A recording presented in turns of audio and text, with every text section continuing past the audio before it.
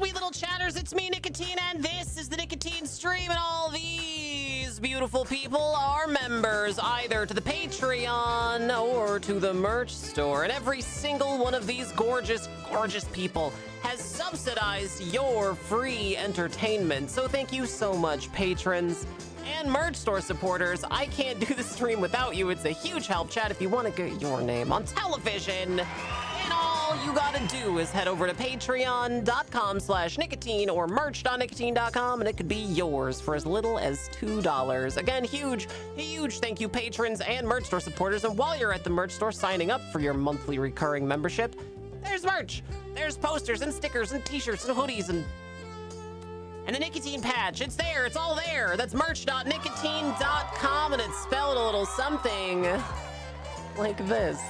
Hello, Sandrock. Hello, Kindy. Hello, Vic the Victim. Hi, everybody. Welcome. It's me, Nicotine. I'm testing a ton of stuff today. I'm sorry I'm a little bit late. I've been poring over the stream literally all day. I've been here for hours already. Hello, B-Rat. I'm gonna get to the bottom of why the stream keeps dropping out with or without Twitch's help. So let's do some Scam Hunters and just test the stream out as we go. Chatters, you have a job to do today. Your job is to tell me if the stream cuts out, because Twitch won't. So you tell me if the stream drops out, chatters. Here we go on the Nicotine stream. Woo!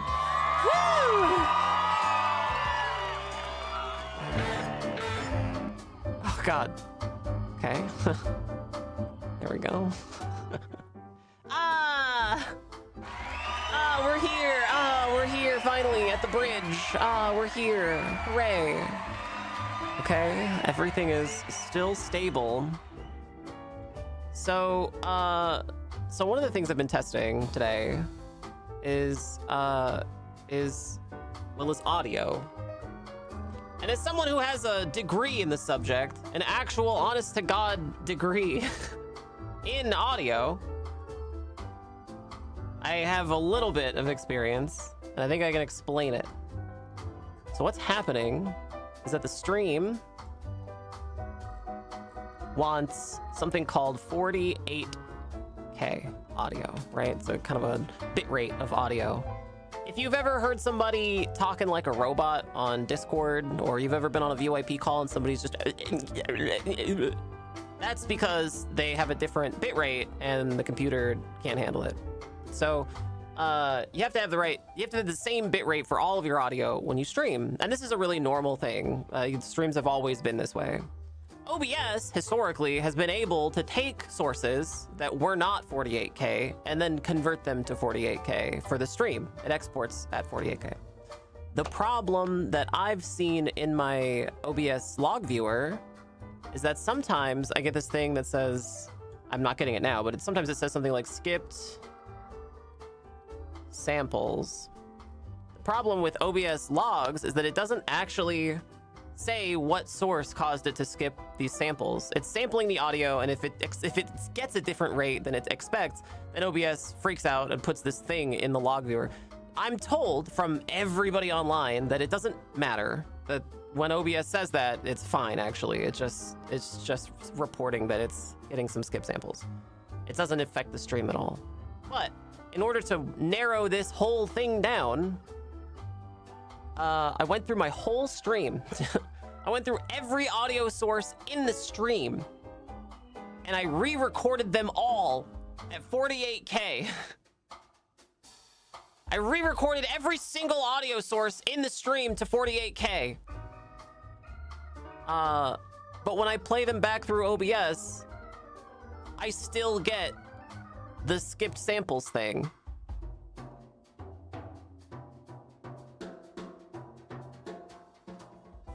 I don't think it's the problem. I want to be clear. I don't think this is the problem, but I want to rule it out so that if I ever do get a chance to talk to a real human being at Twitch about this, they won't go, but what about the skip samples thing? Because I've already ruled it out.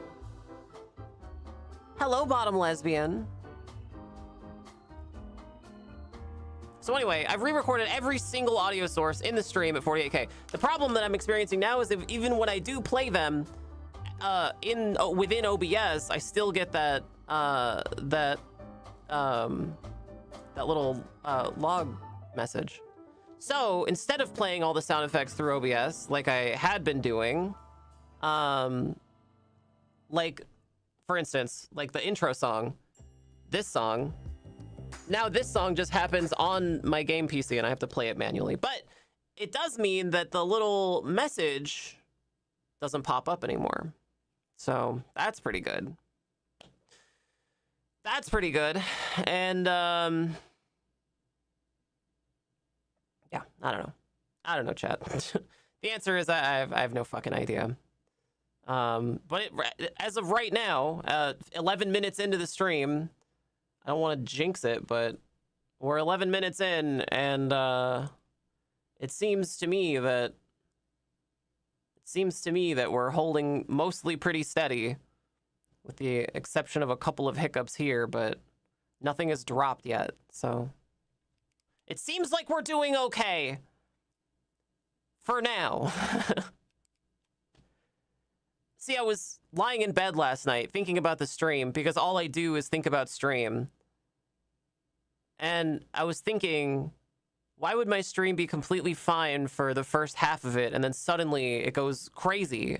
And then I thought, well, what if it was because somebody gave bits or donated or something, and like that sound effect caused the stream to freak out, and they just didn't do that until like halfway through the stream, right? Or why would the stream be fine for 10 minutes and then freak out after 10 minutes? And I'm like, okay, well, usually like about the 10-minute mark is like the intro sequence. Like maybe it's the intro sequence. I'm like really, really trying to narrow it down here on my end. Just to rule it all out. So I guess all of this is to say that your streamer is hard at work. Even when stream is not happening, your streamer is hard at work trying to figure out, you know, why the stream keeps going down. Anyway, I'm very happy you're here. Thank you, chatters. I know that when audio or video issues happen on stream, it's a really, really common thing for people to just fucking leave, right? So for those of you who have stuck around, I am extraordinarily pleased. So thank you. It's very cool of you. Very cool of you. All right, you guys want to do a little scam hunting? You guys want to hunt some scams? Let's hunt some scams. Gift subscription. Oh, Sandrock, thank you for gifting a sub to Top Lesbian. Thank you, Sandrock. Very sweet of you. I appreciate that. Thank you so much. Delightful. Chatters, someone has supported your streamer, Nika E. Someone has supported your streamer, Nika E. Thank you. Delightful. Actually, chatters, that would be a very good test. If you were able to do subs and bits and donos, I swear to God, it's just for the test. But actually, I could use your money, so exclamation point money would be great.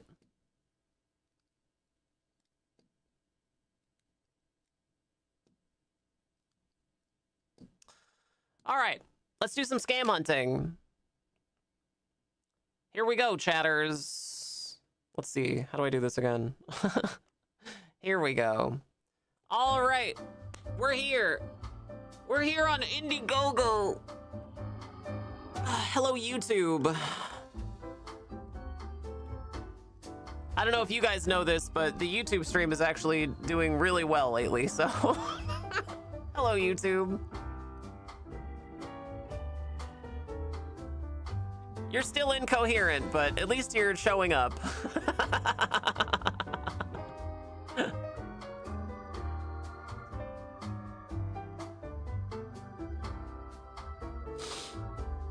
Yeah, I wouldn't give them an A for effort. I'd give them like a C for effort.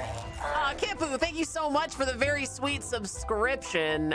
Or a donation even, $15. Excellent work, thank you, delightful. Very sweet of you. Thank you. Wonderful.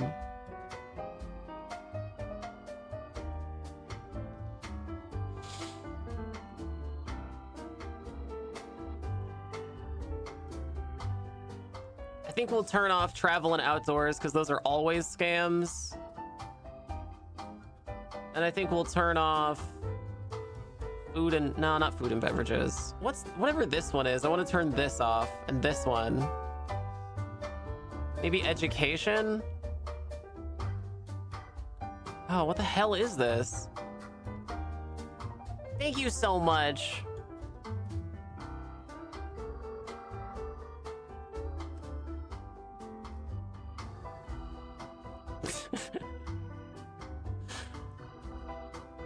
All right, what's this? The Slim Food Recycler. Oh, this is AI slop. Look at that. The Online Scam Slayer. Uh-huh, sure. This is AI.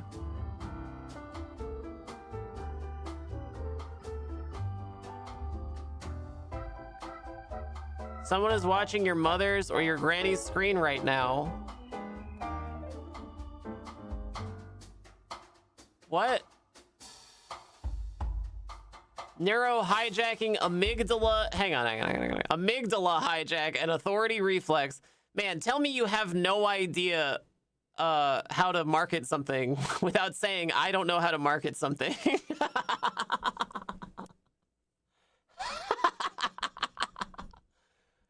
Oh man, they have like no idea how to say any of this. ChatGPT, make me a ad for my fake product on Indiegogo. You should be afraid.com. Ah, Christ. I don't know, man. It looks terrible. I'm still not totally certain what exactly this is supposed to be. We're not watching the demo video. Why is this all frayed? It's because it's AI. I mean, I know why. It's because it's AI. This is a patch. Why is it on the piece of metal? Why is it on a metal thing? What's the button do? Why is it halfway inside the button? God damn it. AI has no idea what any of this is. Probably because nobody, not to defend the AI, but probably because whoever prompted it was insane.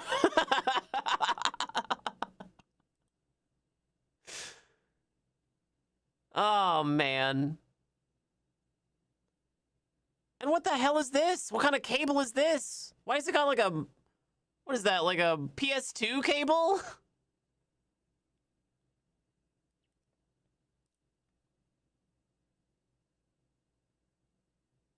A speaker buzzer to deter scammers.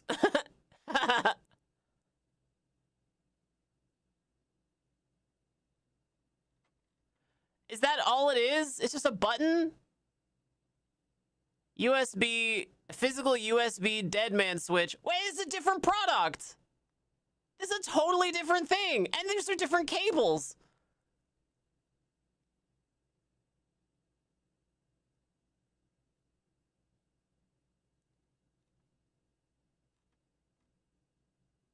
This thing is one, if it ever does get made, if it ever becomes a physical product, it is 100% just gonna steal your grandma's password.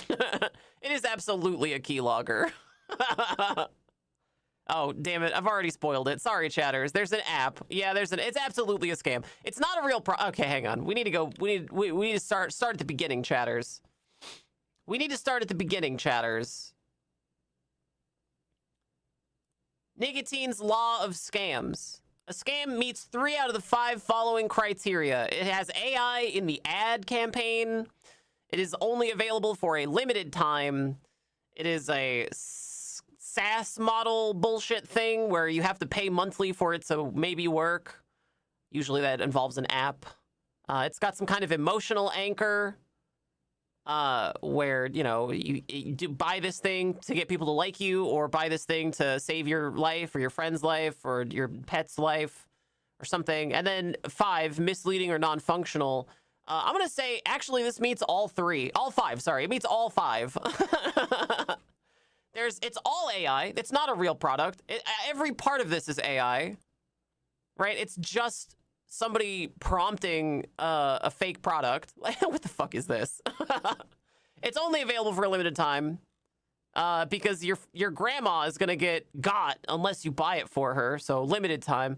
SAS because it's got an app component. So because of course it does. Of course it does. Emotional anchor, yeah, your grandma's gonna lose all of her money and then you're gonna lose your inheritance because grandma got scammed. So buy this thing now. That's the emotional anchor, of course. And then misleading or non-functional, yeah, because it doesn't fucking exist. It's not a real product. This is a fake scam product and it's already raised over $1,000. Chatter, scams are so fucking easy to do on Indiegogo and they're easy to fall for too. My advice to you is just never to go to the technology section on Indiegogo. None of these products are real. Don't buy any of them. Anyway, we've already spoiled it. This one is worth $100 and it's a fucking scam. So don't buy it. It's a scam. Don't buy it. It's a scam. We did it. Hooray. We did it. It's a scam. A smart ring with lab-grown diamonds. Wow, it's ending soon, you guys. It already reached its goal for less than the cost of a ring with diamonds in it.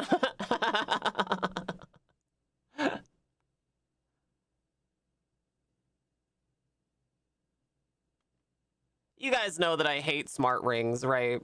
Let me tell you why I hate smart rings. I think every smart ring is a scam, actually, and I'll tell you why. Let's have a little talk, chat. So the way that a smartwatch works, let me just explain smartwatches real quick. The way that a smartwatch works, if this is your smartwatch and this is your wrist, right? A smartwatch has special little lights on the bottom of it, right? And it can see under your skin. These special lights can see under your skin to your veins, right? It's like a camera, basically. This is how a smartwatch purports to measure things like your blood oxygen, right? Your pulse oxygen, how efficiently your body, uses oxygen and gets it around. Obviously, it's not as accurate as like a lab would be. And the pulse ox technology, this sensor technology is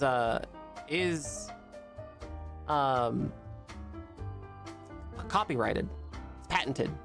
So if a smartwatch company wants to use it, they have to pay some asshole for the right to use the pulse ox sensor.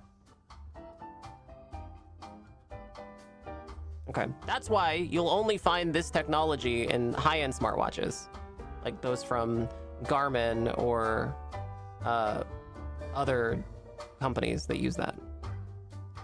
It's also how they track your heart rate, your pulse. Okay, now with that out of the way, if you don't have access to pulse ox camera sensor technology, what's the alternative? The alternative is a sensor that sits really, if this is your wrist, the sensor has to sit really, really close to your wrist, on your wrist, right? Really, really, really close. And then it just has to measure every beat of your blood, right? That goes through it. That's how it's supposed to measure your heart rate. And it can't measure your pulse oxygen or anything.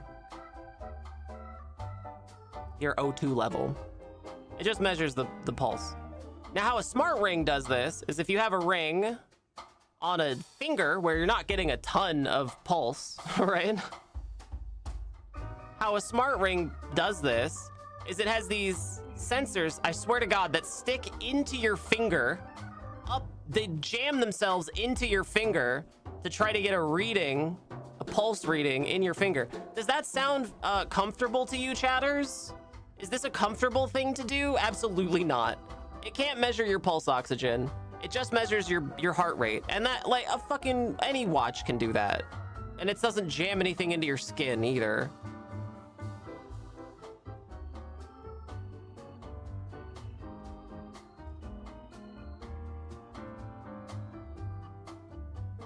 thing about these chatters, and the other thing about this, is that occasionally a ring will get stuck on you, right? You'll get stuck.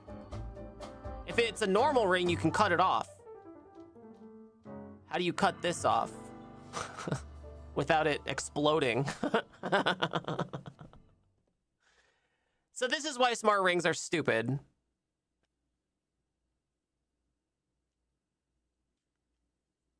Yeah, when the cheap Li-ion battery in your smart ring swells, you have to go to the emergency room. They don't know where the fucking battery is, but they still have to cut it off your finger before it dies. And they can't because Li-ion batteries explode. Yeah, right, exactly right. Yeah.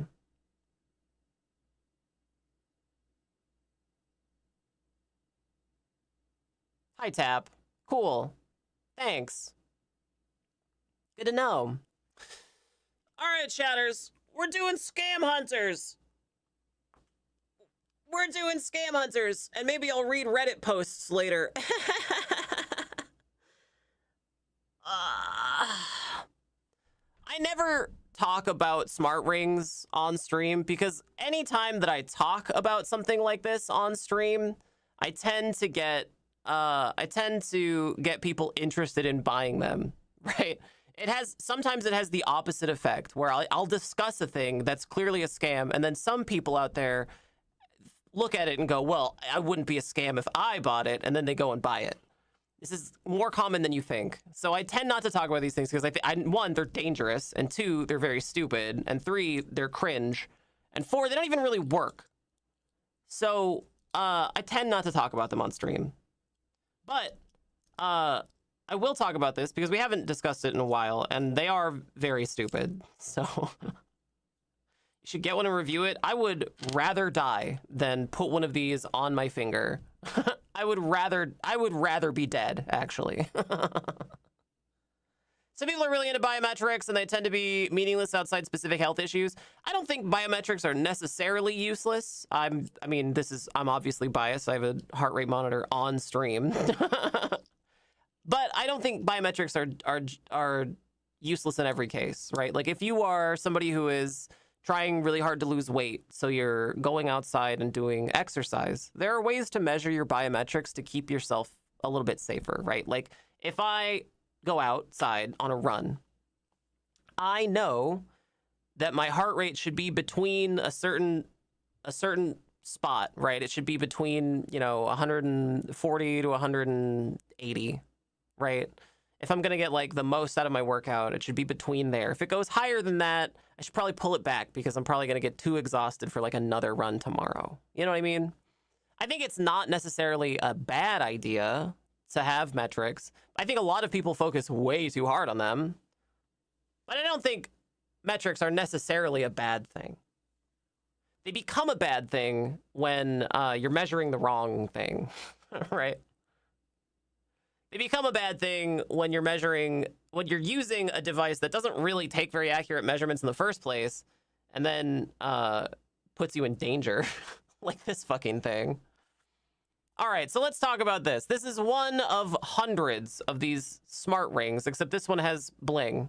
And also, look, there's AI in the ad, so we've already met one criterion. It looks like it gives you it doesn't give you your heart rate. It gives you what they're calling a wellness score. It seems to track your sleep, which is trivially easy, right? It's just an accelerometer. Your phone has that. Oh, it does. There's your heart rate, 62. Tracks your steps, also trivially easy. the Digimon toy. Tamagotchis can do step counting, so that's not that big of a deal. The new Casio watches, those old school Casio watches with the LCD displays? The new ones that they're making all have step trackers in them because they're so popular. So that's trivially easy to do. Yeah, all of this stuff is trivial. Here's something that I should bring to your attention too. This is a product that is a technology product, but also possesses these what they're calling these lab-grown diamonds. I have my doubts. So any technology product, you can rest assured that if it is made after like 2020, The technology you're buying is going to be outdated or fucking broken in a good like 3 to 5 years, right? The battery is gonna explode. It's gonna stop connecting. It's gonna break down. It's not gonna work. Are you still gonna want to wear your diamond ring when the app won't connect anymore? Are you still gonna want to wear your diamond ring when the first time you go swimming and you gotta take the fucking ring off anyway to go to the pool or the shower or in the rain? What happens if you spill your drink on it and the battery explodes while it's on your finger? These things are so stupid. They're so stupid. Okay, I'm sorry. I'm getting excited. I'm sorry. They're so stupid. Oh, sure. Yeah, sure. Exactly the place I want to wear an explosive battery around my finger. Yeah, sure. The pool. Totally. Oh, kill me. Just kill me. All right, they've raised... Oh, thank God. They've only raised $900 from 4 people. Thank God.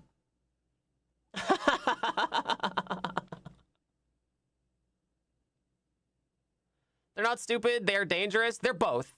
They're both. Oh, chatters. Never mind. I take it all back. Never mind. I take it all back. They have AI insights. Oh, I didn't know. Sorry. They have AI insights. I'm so sorry. I take everything I said back. I take it all back. They have AI insights. We can't live without those. We're not allowed to. I doubt they're actual diamonds at like $200 a piece. Yeah, they're definitely not. They're not even lab-grown diamonds. They're like Swarovski crystals at best. You guys know the difference, right? You guys know the difference? Lab-grown diamonds are actually diamonds. Lab-grown diamonds are actually diamonds. They are literally grown in a lab under pressure. You have like a diamond, you have a carbon seed under a huge hydraulic press for, 20, 30 days or something. And it literally does grow a diamond. That is the future of the diamond industry. I think a lot of people probably don't really realize like how hard the diamond industry has crashed. The blood diamond industry, it has crashed because of lab-grown diamonds. They're exactly the same thing, and they're prettier, right? Because they're made in a lab, and they're not, they're not conflict diamonds, right? Nobody had to die to make your wedding ring, so lab-grown diamonds are great. Swarovski crystals, that's right, are just glass. It's just glass. So they can break. They can and they do break. If you smash them hard enough or knock them on something hard enough, they will crack and break. And diamonds don't because, there's the whole thing about diamonds are like the strongest material. It's actually the strongest natural material. We can make stronger stuff than diamond. But the strongest natural material.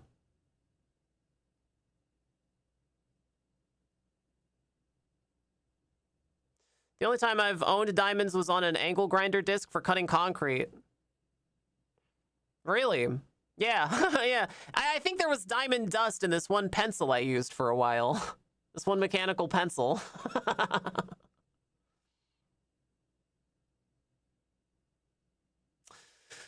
All right, chatters. How much do you think it costs to blow up your finger in the pool in front of all your friends?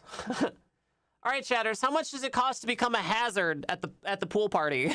$200? I hear $200.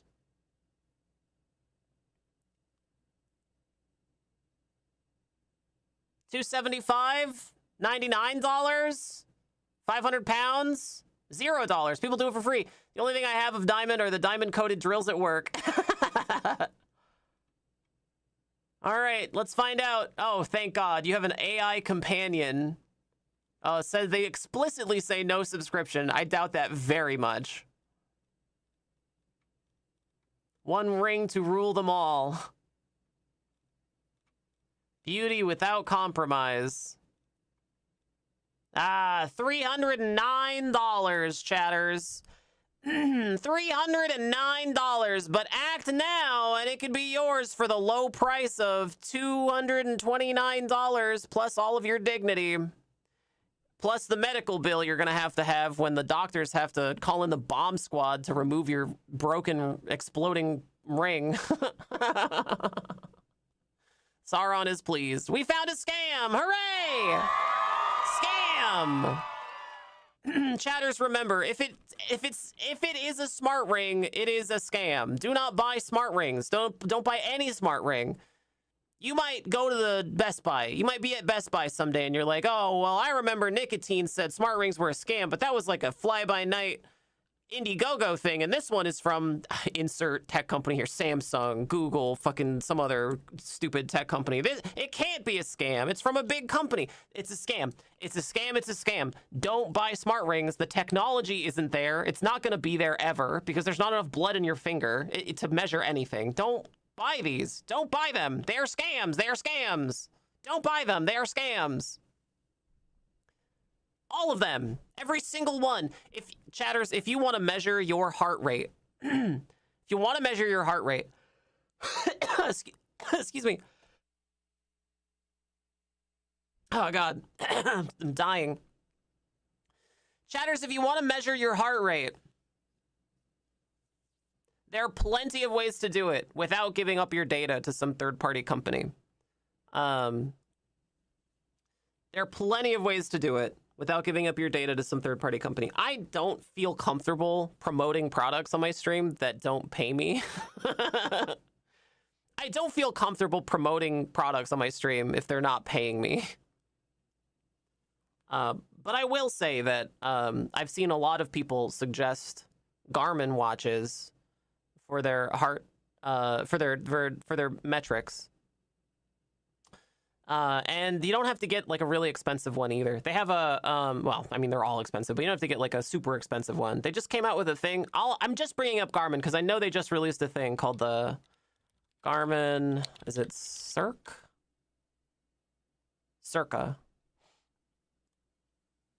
This thing. It's just a band. It's not a watch. It can't tell time. It's just a band. It tracks your sleep. It tracks your heart rate. It can track some activities. Can be worn around your wrist or as an armband. It's fabric. I can't speak to this product. I don't have it. But I mean, if you're just looking for biometrics, like get a real thing from a real, from Garmin or somebody, right? Garmin is a good choice for privacy because they're not Google and they don't sell your biometric data, and you never even have to send your biometric data out to Garmin. Like you can just keep it local and then never send anything to Garmin. You can, at least on their other things, you can just save your biometric data in, on your local computer and keep it and, model it at home. So there's no like third party that gets to see your data. And yeah, and there's off-brand ones too that have no bells and whistles, but again, I can't speak for that either. And then, I mean, I don't have one of these. I have a watch that measures a lot of stuff, and it's great, but it is kind of chunky, and it's like hard to find a good spot to sleep, to track my sleep. I think if I did really want to track sleep a little bit better, I'd probably want to get one of these. Plus, I have a bunch of other watches. Like, I'd love to wear some of them sometime. So I could wear one of these on another wrist and then track my stuff on this. And then, get to wear a pretty watch sometime. Anyway, if you are interested in checking out biometrics and heart rate and stuff, this could be a good entry point for you. Don't ever get a smart ring. They're fucking terrible. They're all scams. They're dangerous. Don't get a smart ring. They're scams. Scams! Why doesn't someone invent a smart collar? Yeah, you guys would never take it off. All right, what's next? What's next on the scam list? What's next on the scam list? Ah, here we go. Here's some scam bait for you. Concept stage. Chatters, we're at the concept stage. We haven't built anything and we don't plan on it. That is misleading or non-functional at the end right there. Full color binocular display. If it's a full color binocular display, then how come this site doesn't have one? Why has it only got one camera? On-device AI agent. Do you know how everybody is trying to push their on-device agent? They want on-device AI agents because they know that people are onto them. Like, they know that people don't want to sell all of our data to a fucking tech company. I'll let you in on a secret, chatters. On-device agents still send your data back. They still send your data back. They still do. They still do. And they're using Sir Argus's name. Yeah. Yeah. Here I am using my ancient human brain and memory. Can I ask a genuine question to any of you? And I promise I won't judge you. Can somebody please explain to me why anyone would want to wear the pervert glasses? Because as somebody who grew up in the Bay Area, and I distinctly remember glass holes, right? I distinctly remember when Google Glass was coming out and the public sentiment around Google Glass wearers, glass holes, right? Because they are a pervert.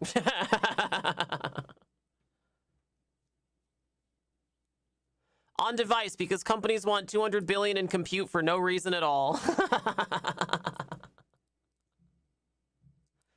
Yeah, chatters, this is called the Argus One, lightest full color AI AR glasses.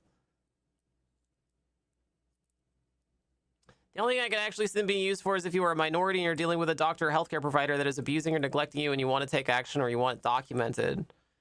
I don't think you need AI for that, though, right? Tiny niche case I can think of would be for someone filming a documentary or something, but even then the glasses are going to be so shit at recording any kind of quality, it's not worth it. Yeah, it's not worth it. Glasses with cameras, not necessarily AI. Oh. I don't know. I feel like you could do the same thing with a recorder. I think you could do the same thing with your phone.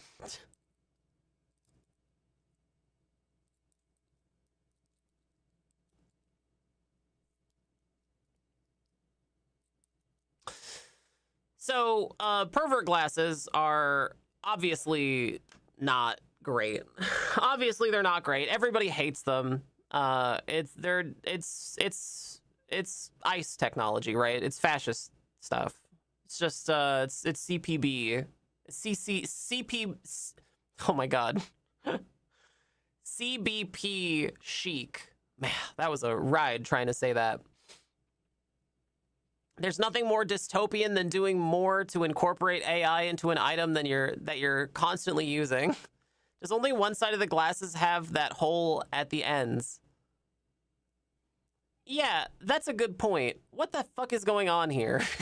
I think it's because it's AI generated.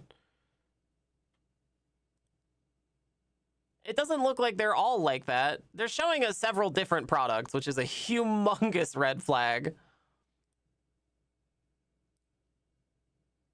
Now, this is a different product, too. We have concepts of glasses.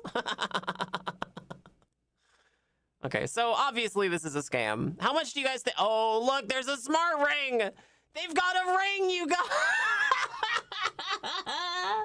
No, dude, a ring. They've got one.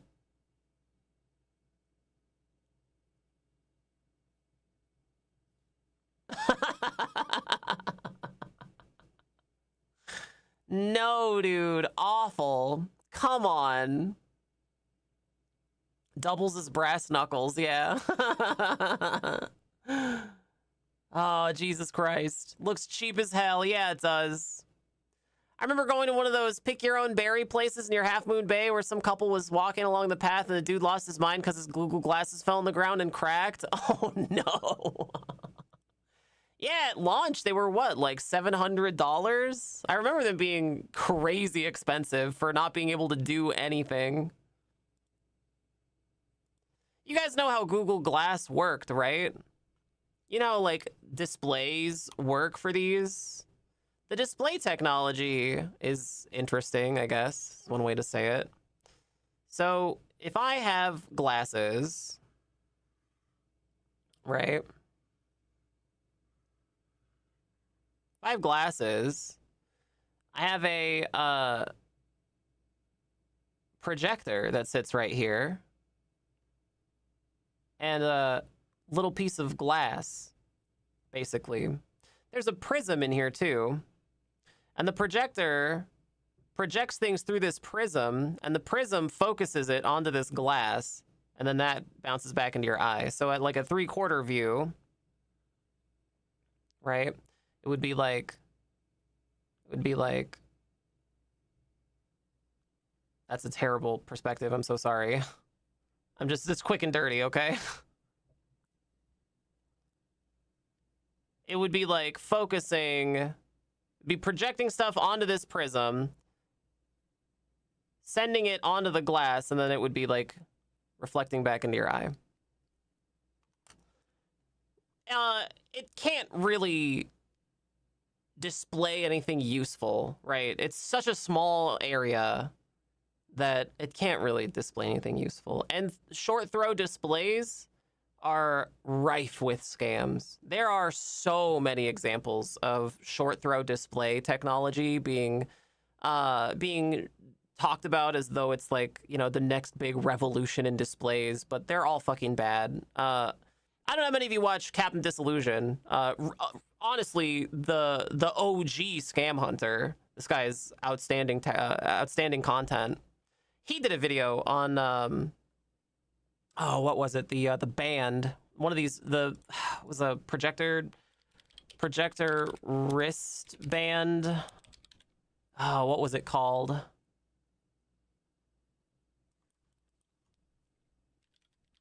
Projector wristband. Yeah, secret. There, that's what it was. Secret wristband. So, I think a lot of us maybe saw this trailer for this thing. This is, I don't know what this website is. I've never been here before. Oh, God damn it. Why? Why? Why would you do that? Ick. Okay, well. Fuck me for trying to find a picture, huh? Here we go.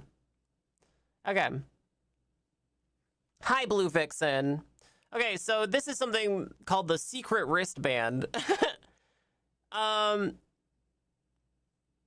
When this video came out, it was not immediately apparent that it was a scam. A lot of people believed it. I also believed it. This was with the benefit of hindsight. Now, I would look at this and never believe it in my life. But at the time it released, it was around the same time that Leap Motion was doing AR stuff. And it was around the same time that HTC was coming out with VR stuff and had the pass-through cameras. There was a lot of similar technology being thrown around, and this company wanted to make this bracelet. And the trailer for it has like a woman in a bathtub, and she like raises her hand up out of the bathtub, you know, from underwater, and she's got this bracelet on, and she like flicks her wrists, and she can see her phone, and she, you don't see it, but in the trailer they're also like interacting with it. They're like putting their finger on their skin and like moving it around as if it was a phone. But the problem with this is the math doesn't math, right? The math doesn't math out, right? Like, look at this angle. There's no way that that little piece of shit light right there can create an angle like this. It just doesn't happen. It's not possible. And also, for every short throw display, you would expect it to get like progressively lighter and less coherent as the projector, you know, as the space becomes greater from the source, the light source. But this is just as crisp and clear as it is back here, so obviously that's, you know, fake. It's all fake. Captain Disillusion, again, you should watch his video on this. It's extraordinary, but this short throw technology is rife with scams. Short throw, and let me be clear, short throw projectors do exist. They are a real thing. They just don't work like that. A real short throw projector,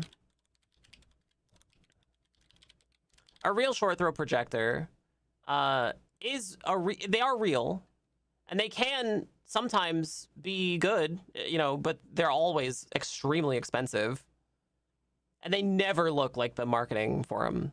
They never look like the marketing.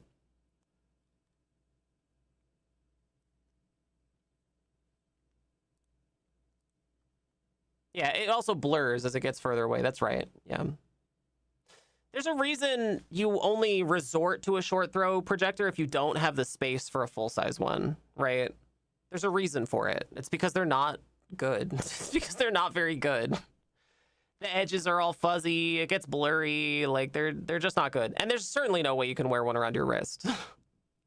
That's Star Trek technology. It doesn't exist. It's fantasy. So any display that you can fit inside of a glasses is also dog shit.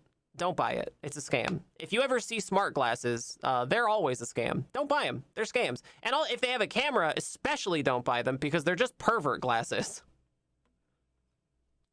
Anyway, how much do you think they're hawking these glasses for, chatters? There's already a backer. Oh, God. There's only one backer, and they've only raised almost $600, so I think we know how much they cost.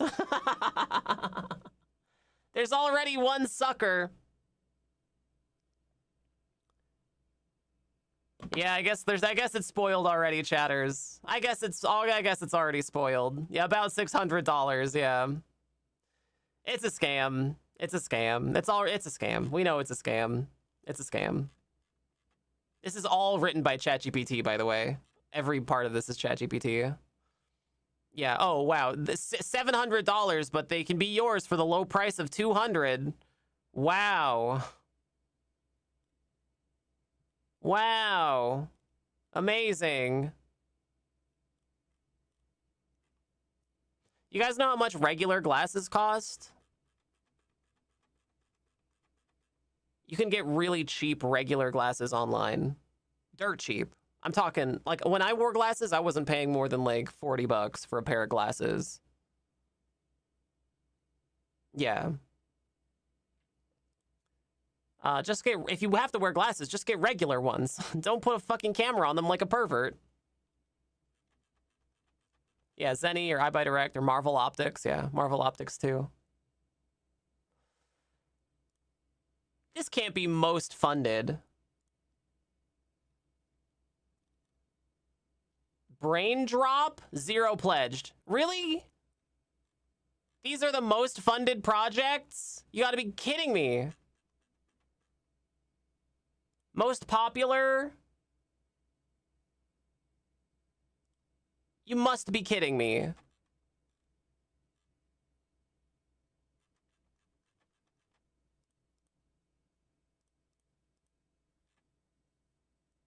What's gaming culture? Oh, no, we don't want to do that one.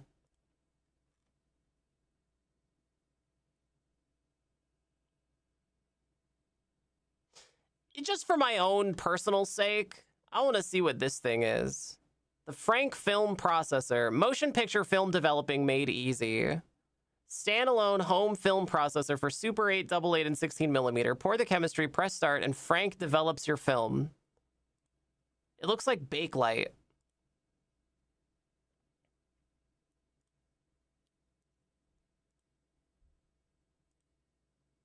Yeah, I guess. I don't know. I guess. It's 1,000 euros. Easy bake film oven. Yeah. $100, but I got anti-glare in them so I can see clearly at night. Yeah, good. Yeah, I don't know. I guess this could work. I don't know. I don't think I would trust it. I don't think I would trust all of my film to the scam site. There's always a lot of camera slop on here. You know, stuff for film camera dweebs. I myself am a film camera dweeb. I have a Pentax. I have a Pentax KX that I really like. I also have a Pentax MX that I use more often than that. But I do all my own processing at home. I don't have a film lab. I have a bathroom. And I just wait until nighttime to develop my film. And then I scan it. And then I never have to send it to a lab, or I never have to buy a fucking $1,000 film processor thing. I just do it in a bucket, actually, in like a $5 bucket.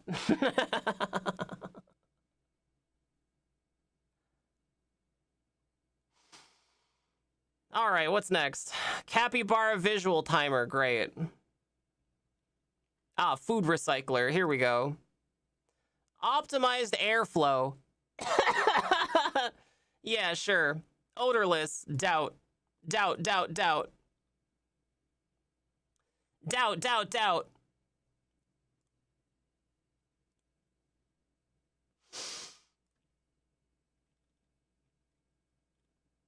All right, what have we got here?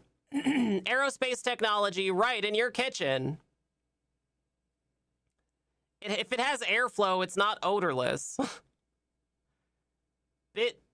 Vitals was created by JMW, a world-renowned brand. I've never heard of them. Best known for our aerospace-grade Buldick motor technology hair dryers. For over 20 years, we've redefined what hair dryers are capable of with our powerful motor technology. Great. Hey, question. If this gets all dirty with like food gunk, how do you clean it? How do you clean that from all the food gunk that's going to get in there? Just curious.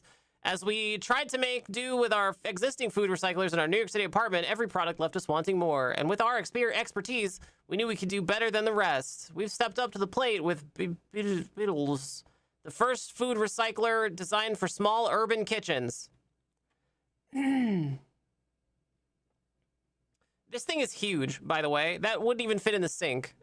It's bigger than a microwave.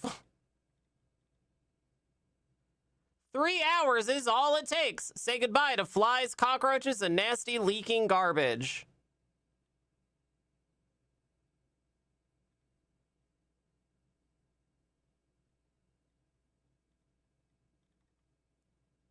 Food waste processors have tried to solve the problem, but none of them have taken off.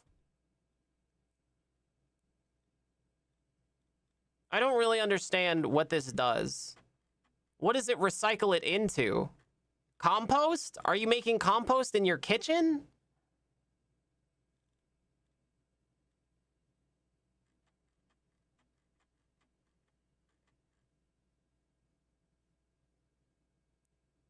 Why are you this is the most out of touch fucking liberal coastal elite technology.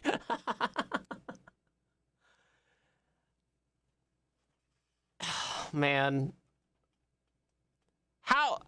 Has nobody ever smelled compost before? Have you never smelled compost before? Don't put that in your kitchen. What are you doing? With hair dryers? You're gonna hair dryer your compost? Are you insane? And why are you making compost? You live in an apartment. You can't even use it. What are you doing? And then you put it in the regular garbage. Not even that. You're putting it in the recycler. That's where all the paper goes. No. Hork. What are you doing? That's terrible, dude. Oh. Blech. All right, chatters. How much to piss off all of your neighbors? How much to be that one apartment that just smells like poops in your entire apartment complex? How much to make your entire apartment complex smell like poops? $300? $400? Okay, let's find out. 400 pounds? Let's find out. Wow, $449 to make your house smell like poops. Or you can get it now for $269. Nice. Great. Not making compost, the glorified dehydrator. That's why they're throwing it away. Also, if you have the right mix, compost doesn't smell bad. Would you make compost in your kitchen, Porcelain? Do you want a little composter on your kitchen counter where you make all the food? You have? On the counter? Just eat US lettuce. Your apartment can still smell like poop for weeks. My cats make my house smell like poop for free.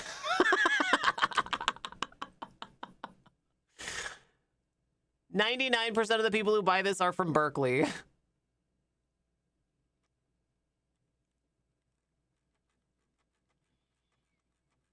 Well, chatters, if you want a hairdryer, your compost, sorry, your dehydrated food waste. If you want to hairdryer it, it can be yours.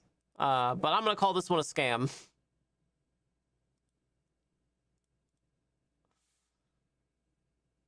Kibblecraft. Oh, man. This is AI too, by the way.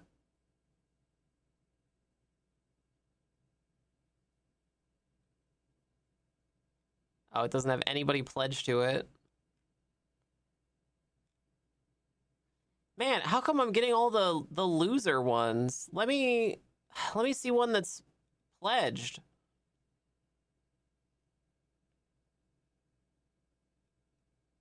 Sorry, I can't go outside. I'm too busy composting in my kitchen.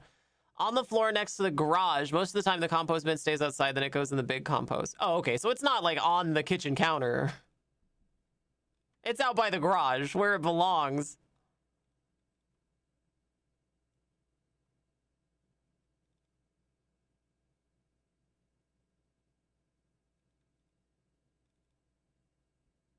Man, there's like nothing out here. Oh, dude, this makes me so sad. Oh, man. Why? Why? Why? Why? Why? Why? Why? Why? Why would you co-opt this? Get Wallace's name out of your mouth, you filthy fucking scammers.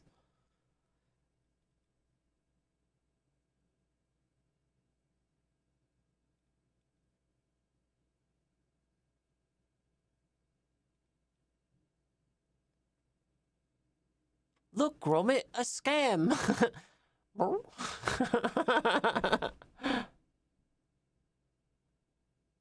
Flag rack. I just have a regular rack.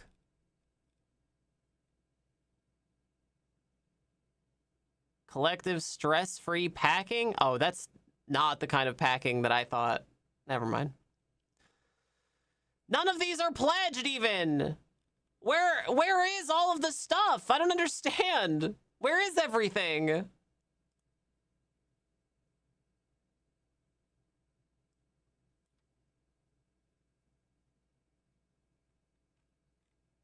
I don't get it.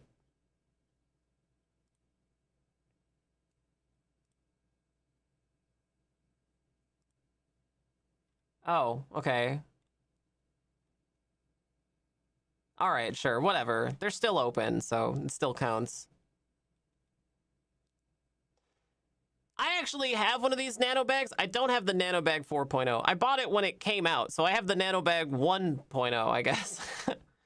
And I'll say this, my first edition nano bag, I still use it today. I use it whenever I go to the grocery store, so it actually did hold up for me, but I don't know what the 4.0 is like.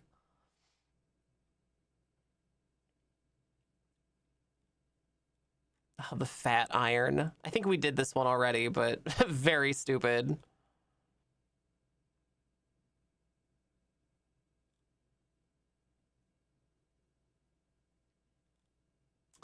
Let's see. Horsey glasses. For horses? I don't get it. Oh, there's a posture bondage thing. Look, Chatter's a posture bondage thing. Here, let's mute this and play it. Okay. It's got a remote control. Sit up straight, damn it. Yes, mommy. Okay, you put the belly band on. You attach the puck, and then you give the controller to your dom. And she electrocutes you? I'm still not sure how this works. Oh, it is electric. Yeah, it's it's electricity play. Okay, sure.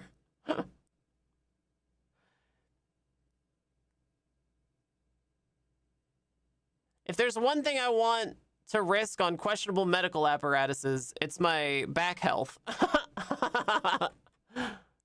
I can't believe that.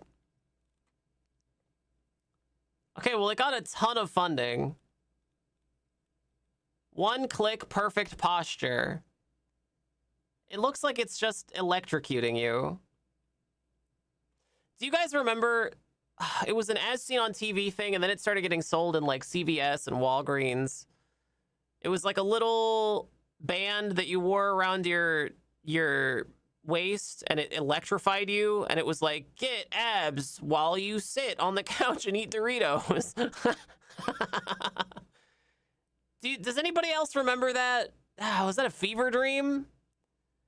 So TENS units do exist. There are medical TENS units, and they do contract your muscles, but your muscles aren't going under load. They're just contracting. So you're not building strength. You're just keep staving off atrophy at best.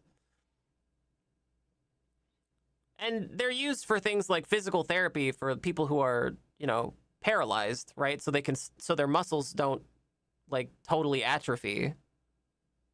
And they can be used for pain too. Yeah, there is a place for medical TENS units, and also a place for TENS units for other purposes too, I guess. But this is not that. This is purporting to fix your posture, which is, I think, the same category as fix your abs by sitting on the couch and eating Doritos.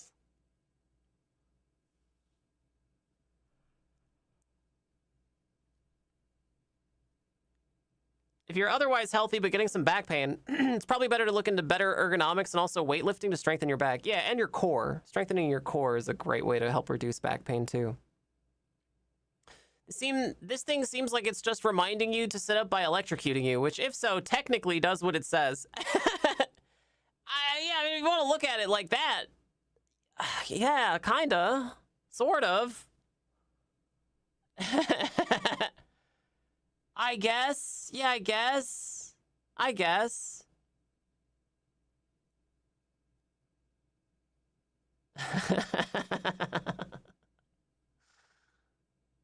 Man. So, like, is the TENS unit a good way to do this? I don't know. I doubt it. I don't think so. I don't think so.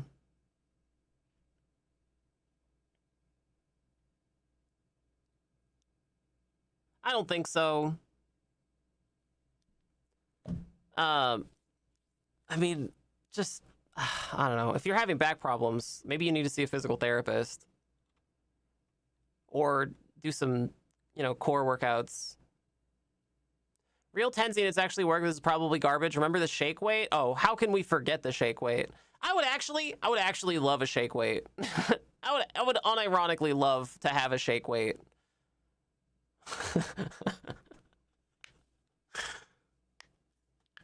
Unironically would love to have a shake weight.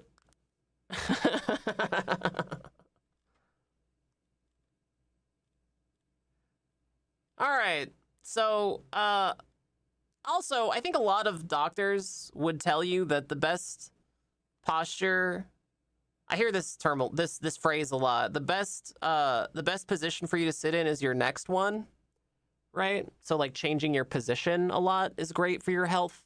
Sitting in one spot hunched over is not good for your health, but like changing your position every so often is significantly better. And if you're doing like harm reduction, then that's important. So there you go.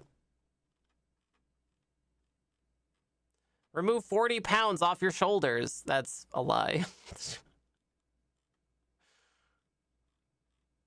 All right, how much do you think it costs, chatters, to have your Dommy electrocute you when you slouch? How much do you think it costs to get electrocuted underneath your clothes in public and lightly scolded?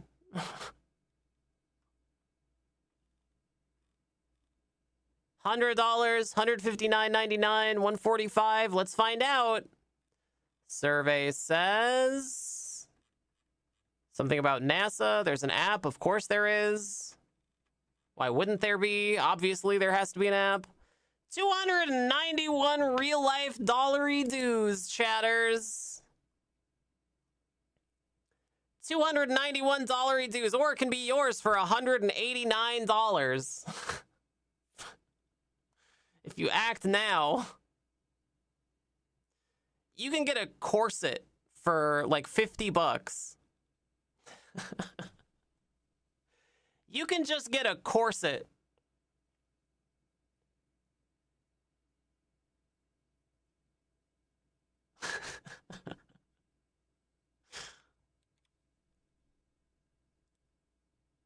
Oh, hang on a second.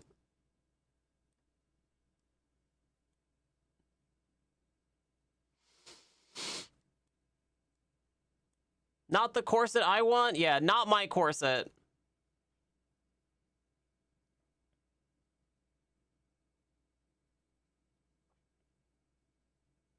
Sorry, chatters. I'm just looking at the stream health and the stream quality because my Twitch chat just told me that I just reconnected. And that's usually not a great sign. Hello, sweet chatters. My name is Nicotine. This is the Nicotine stream. How are we today? Hello, sweet chatters. How are we today? I'm coming to you live from Twitch and also YouTube, where the stream is happening too. Feel free, chatters, to find the stream wherever you're able.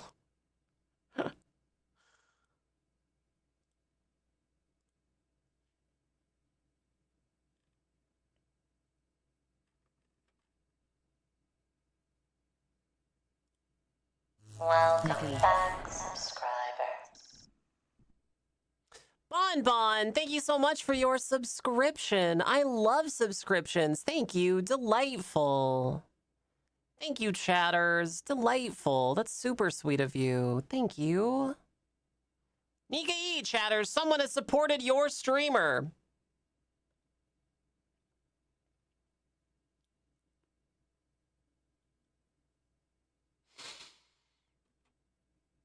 The X-Foil, the world's first gyro-stabilized hydrofoil. I unironically really do want to learn how to do a hydrofoil. They look like so much fun, but not this. Not like this. Oh, there's AI. Oh, I think that too.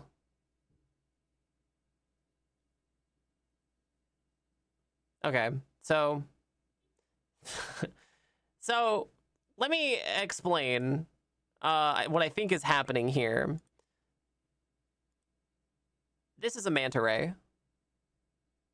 It's a real creature. It's just this is not real, I don't think. I think this is an AI image. Manta rays really do look like that, though. They have these goofy little things in the front. So let me explain. Hydrofoils, they do look kind of like this. There's a board. They've got a little wing underneath, and you're supposed to jam on them. Kind of like you guys remember ripsticks? Do you remember the ripstick where you wiggle it back and forth to go forward. The ripstick. So this is kind of like a ripstick, but instead of back and forth, you go upsy downsy. The problem is that this is a product that I guess has a fucking propeller on it. And let me tell you about what you don't want to have in the water with you after you crash.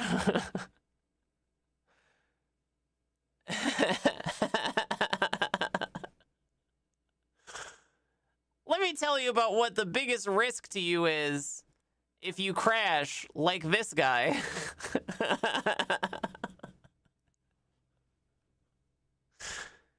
The weakest little propeller? Yeah, I don't think the propeller is good enough to propel you very far. But it is good enough to propel itself into your skin.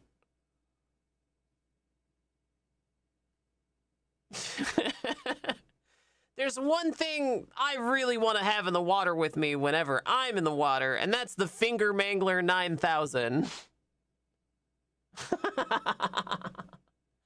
How much for the X-Foil 2 and the hospital bill for getting all of your fingers chopped off by the Finger Mangler 9000 attached to it? How much does it cost, chatters? Priceless.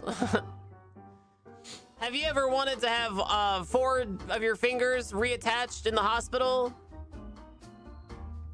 Well, now you can with the X-Foil 2. $800, $899.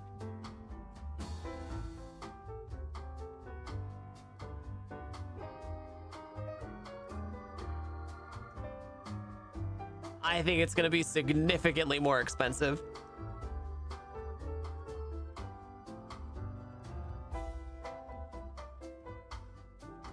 Oh my God. Here we go. Finally. Chatters, look, it's only $18,000. It's only $18,000, but act now and it can be yours for the low price of $6 grand. Chatters, it can be yours for the low price of $6 grand.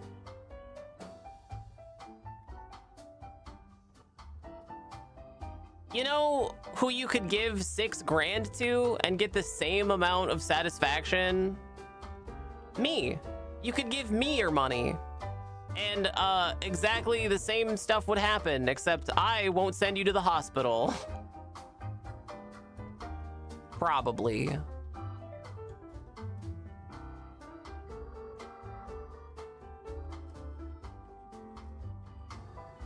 Isn't the meaning of this device that you don't need a motor? Yeah, exactly.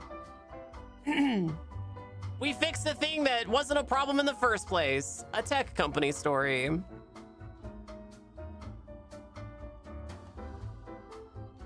Yeah, scam. It's a scam. It's a scam. We know it's a scam. It's a scam.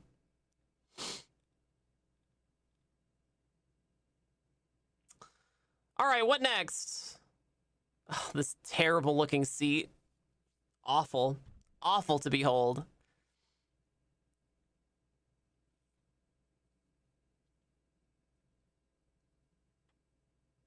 Oh, this thing looks like a fucking scam too. AI, handheld AI PC. Great. Love that. Let's see. It purports to have 32 gigs of RAM, 2 terabytes SSD. Doubt. RS-232, KVM, 4G LTE, micro SD card reader.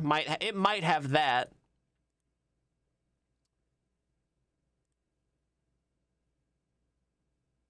My mother sent me an ad not knowing it was AI and a comment, buy me one, son. It was a knife that looked like a comb. In the ad, the lady used the knife, cuts a carrot, and enough perfectly diced carrots are made on each wave of the knife to feed like 10 people. Hilarious and awful. Man. That's horrifying, devil's lettuce.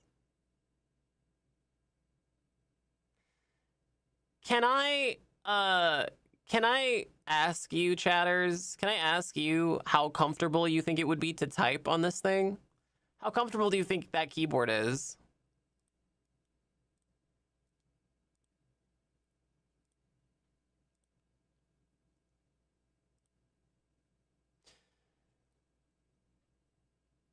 You know it's AI slop because there's no way this fucking thing runs Windows 11.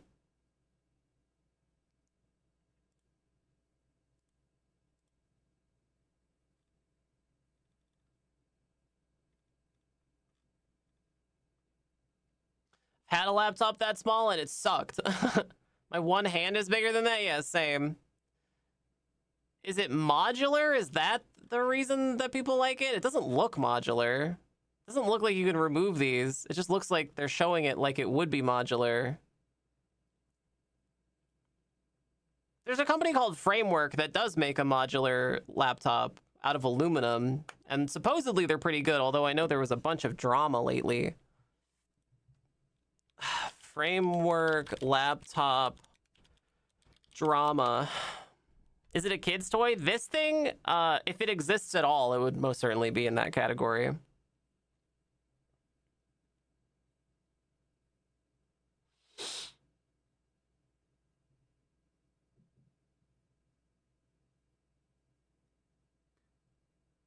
Yeah, I don't know. There was a ton of drama about Framework recently, and I can't find it. I don't know. Framework is a company that makes they make these modular laptops, and like I don't have one of these. I'm probably in my lifetime will never have enough money to afford one. But all of these IO things, all of the IO, right, is all modular. You can swap it out. So you can have a USB-C or an HDMI or a Ethernet port or SD card reader or whatever. You can swap them all out on all of the parts, and they're all open source. Yeah, so you get the, it's all open source. Supposedly, Framework laptops are really, really good. Although I know that there was some drama lately, and I don't know exactly what that drama was. Probably has to do with the price of RAM, if I had to guess.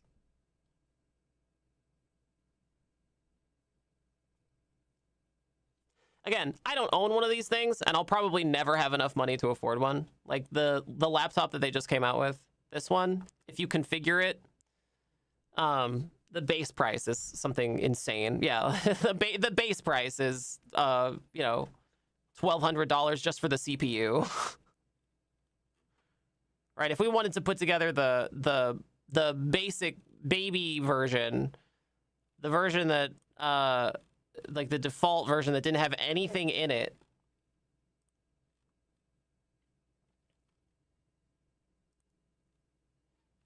without an operating system, so just running Linux when you get it,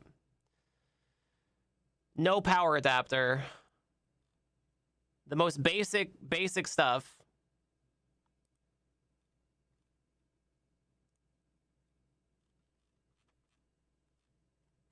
Yeah, without any expansion cards or anything, we're already at $1,800. But this is what I was talking about. This is the modular IO. So you can swap all these out. They got different colors and stuff, whatever, but you can swap them out for different things, like USB-C and network stuff. To be honest, any RAM drama wouldn't be their fault. Not necessarily, but it's possible. It's possible. I want to say that it had to do with them selling RAM that they didn't have or something. I don't know that for sure. I'm just speculating. I remember there being drama about it, and I remember it being directed at Framework by probably some more informed people than me. So, I don't know. Anyway, Framework is a thing. And it looks like they're trying to ape Framework's style by showing what they are trying to make look like modular components like Frameworks, but obviously they're not. There's not even any electronics in here. It's just a piece of metal. Yeah, I don't think this thing exists. Anyway, how much for the piece of crap laptop? The crap top. How much, chatters? How much does it cost to LARP as Mr. Robot? $1,000? $1,000? $1,200? I'm told that server admins, you know, for big server racks, if they have to do like on-site maintenance, sometimes do prefer smaller laptops because they're easier to carry around all day. But I don't think this is it.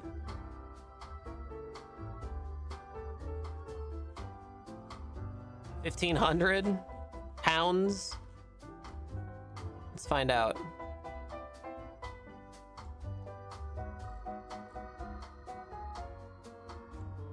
Okay, it's $1,691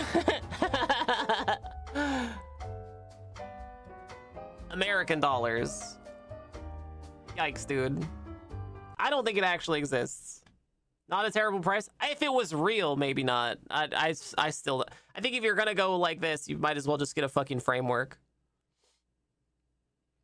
If you're a turbo nerd, you might as well just get a fucking framework.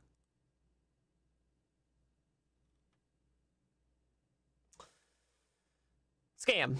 Scam. Calling it a scam. Scam, scam, scam. Oh, here we go. A self-purifying water bottle. Smart water bottle. Purify your water on the go. I just want to be pure. All right, chatters. Purify your water with our onboard AI agent. AI agentically purified water. Available now.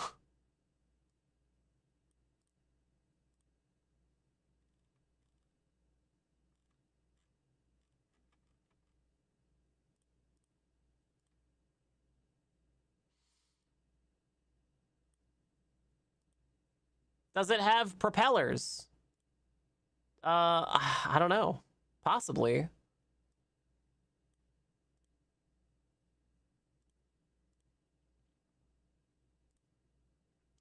All right. Sorry, I was just making sure the stream is still up. As of now, as of an hour, well, 1.5 hours.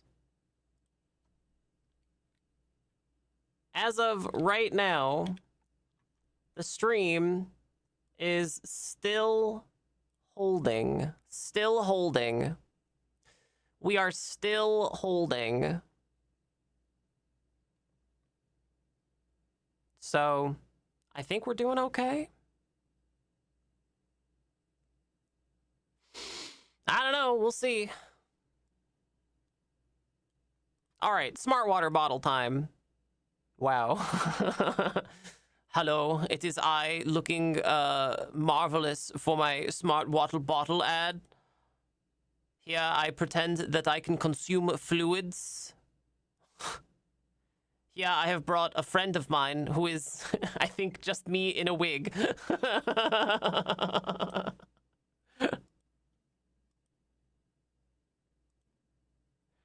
What are these brands? Oh, they got a Fanta. Schwip and Schwip? What is this? Schwip and something? Schwip and something. I don't know.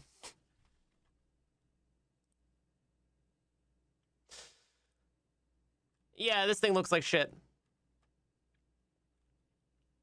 Tired of paying for bottled water? Just get the water out of the tap. Just get it out of the tap. Chatters, if you live in a country where you can drink the tap water, just get the water out of the tap. Just get it out of the tap. Just get it. And even if you don't want to drink it out of the tap because you think it's yucky, get a fucking filter. Just get a filter. Just get a filter, and then you can drink the tap water, the water that comes out of the tap. Just drink that. What are you doing? You're gonna go all the way to the store and buy bottles of water? Plastic bottles of water? You're insane. Tap water is cleaner than bottled water. Yeah! In most places it is.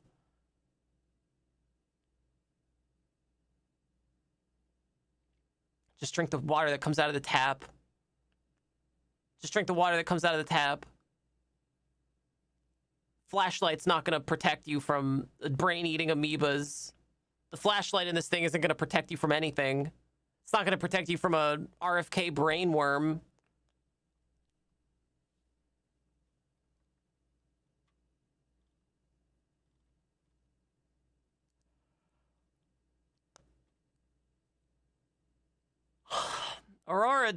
Auron doesn't just purify water, it also cleans itself with purifying UVC light. Our flashlight will take care of cleaning it for you. You never have to clean it as long as the flashlight works. And it totally works, right, guys?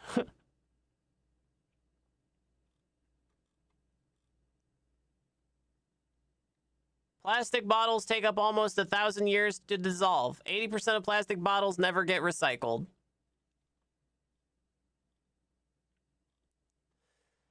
Chatters, recycling technology doesn't really work all that well. Most of the stuff you put in the recycler just gets thrown in the trash. The most basic thing you could possibly do is to put your bottles, separate your plastics and your cans and stuff. If you really, really wanted to be very, very good about it, you can do that.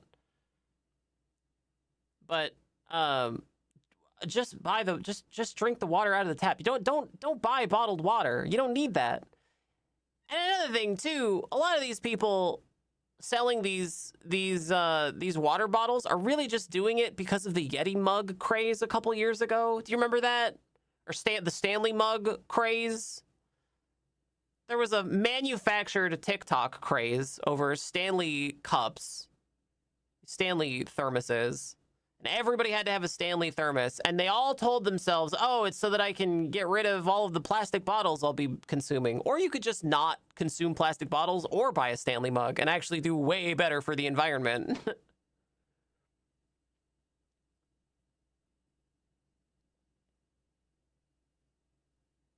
When I was a kid, grocery stores stopped using plastic bags. And then they said, we're going to move to these bags that are reusable. So you can just buy a reusable bag if you need a bag to go to the grocery store. You can bring one from home, which is best, or you can buy one for like 75 cents or something and then reuse it a bunch. And those reusable bags cost way more plastic than the regular plastic bags. And people throw them away too. So it got so bad, now all the grocery stores are switching back to paper bags. Just bring bags from home. Drink the water out of the tap. What are you doing? What are you doing? How much to make streamer hate you? How much to make streamer hate you, chatters? How much does it cost? Oh, I spoiled it.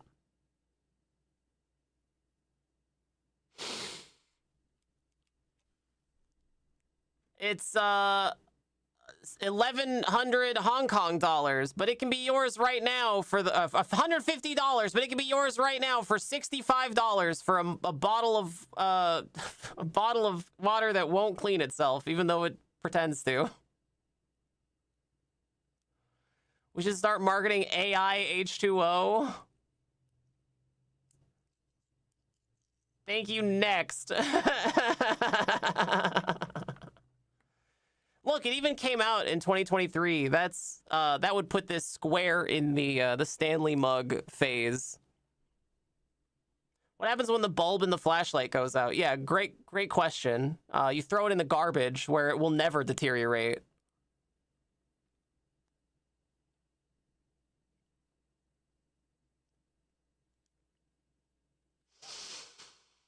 All right, next. Hello, sweet chatters. My name is Nicotine. This is the Nicotine Stream. Sir Demon, thank you so much for the very sweet subscription. I love subscriptions. Thank you. Delightful.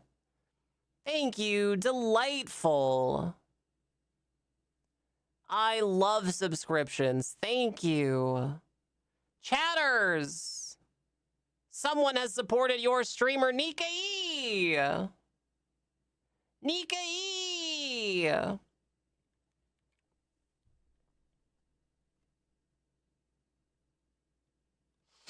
Give me less depressing AI slop. Okay, how about the Cafe Logic Nano 7, your personal coffee roaster?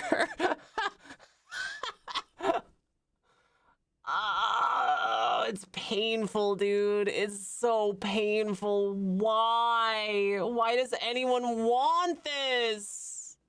Why does anyone want this? Who is this for? Who is this for?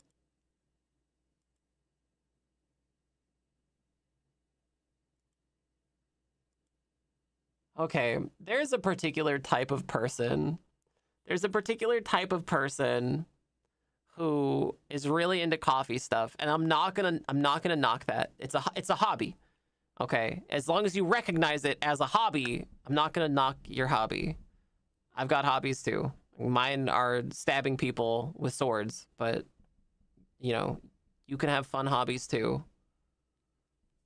Mine are cooler, but you can have hobbies too. If coffee is your hobby, that's fine. But the thing about it is that the barrier to entry to the coffee hobby is astronomical. Every coffee implement that I've ever seen is the most basic fucking piece of trash that has been marketed as being worth hundreds of dollars, sometimes thousands of dollars.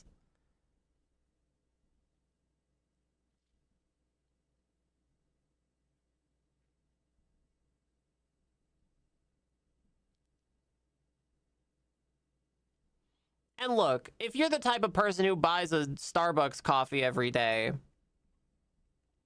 would making coffee at home save you money?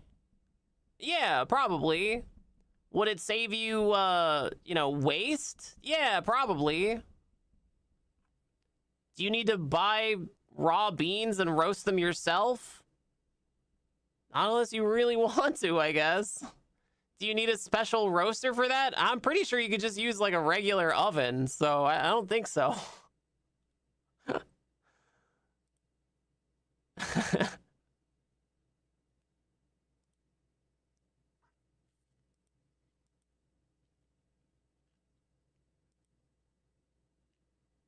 This is what I mean about a coffee hobby. Look at this. Look at this. They have a smart espresso maker with a milk foamer. I worked in a restaurant for a little while when I was a kid, and I fucking burned myself on one of these things, and I'll never touch one again. They've got a smart espresso maker. They've got a gooseneck water heater kettle. This is what is that? Is that a Ninja blender? Probably for grinding beans. I'm not even sure what that is. I think this is a percolator, but it looks like a Star Wars droid. I don't actually know what that thing is either.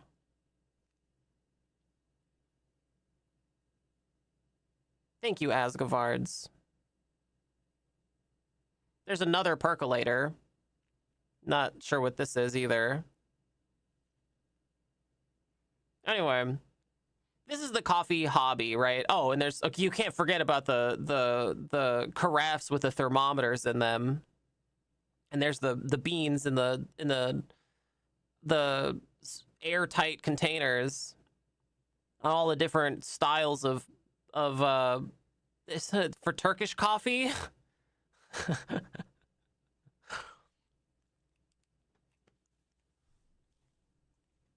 Sink That Tiny's not made for washing dishes either. Yeah, this is a wet bar, but instead of alcohol, they're using it for coffee, which fine, whatever. People can have hobbies. It's whatever. I just don't think this is going to be very good. I just don't think it's very good. Introducing the Cafe Logic Nano 7. Precision coffee roasting, all done from your own kitchen. Okay. By using the new RTD profiles, in just 15 minutes, you'll have fresh, ready-to-drink roasted coffee at the roast level you like, with no need for the traditional 3 to 5 day resting period. Wait, what? There's a 3 to 5 day resting period? Oh, man. The Nano 7 also comes standard with powerful, intuitive roasting software. Oh, when we were talking about biometrics earlier and how people focus on metrics a little too much, that's what I mean. This is exactly what I mean.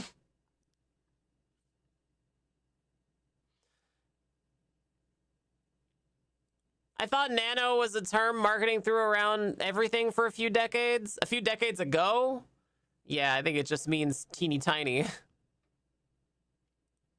This is a Snoopy snow cone machine for adults. Yeah, kinda. Yeah. When I worked as a barista, it was always hilarious having the person ordering be like, and I wanted exactly 120 degrees. They were regular, and I intentionally gave them coffee at 110 to 150 degrees, and they never complained because they saw me using a thermometer. They're like a dog where you like throw the ball and they go to get the ball, but really you still have the ball you never threw in the first place. Like Charlie Brown with a football.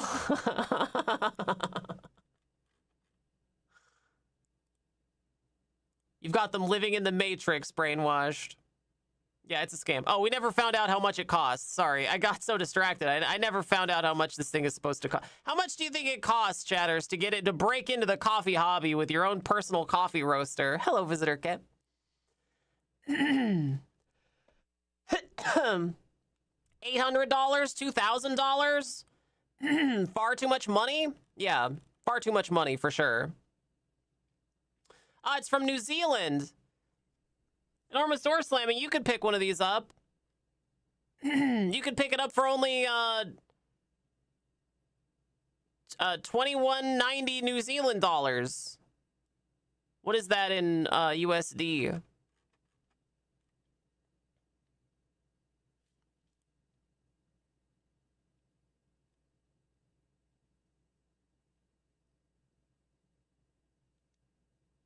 This is your opportunity to own Cafe Logic free studio profiling software, 12-core profiles developed by our team, measuring dosing cup and a USB micro cable to connect your laptop or PC. $12.85 USD? Is it really that expensive? It just has a New Zealand address. They're actually in Hong Kong or Singapore or something? Yeah, for sure. Yeah, for sure. Well, there you go, chat. You can break into the coffee hobby now. You're welcome. Hello, sweet chatters. My name is Nicotine. This is the Nicotine stream. Have you followed the stream yet, chatters? Have you followed the stream and given bits and donated to the stream yet? Because that's what I need, my coffee maker to connect to the internet. That's right, yeah.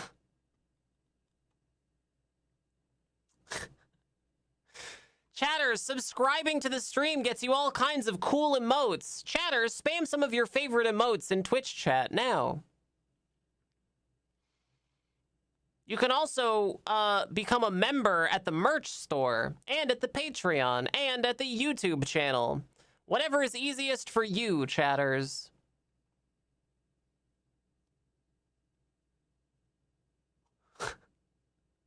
Do I make the checkout to Nika or future Mrs. Lesbian Girlfriend?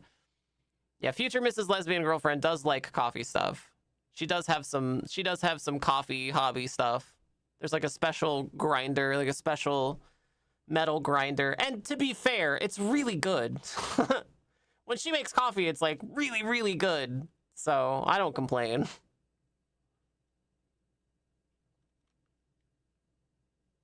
I'm perfectly happy though with like the little crystals, the sticky little crystals of coffee that come out of the can. You pour hot water on them and dissolve them, and you put some cream in there, and you got coffee. Look, it only took me 30 seconds.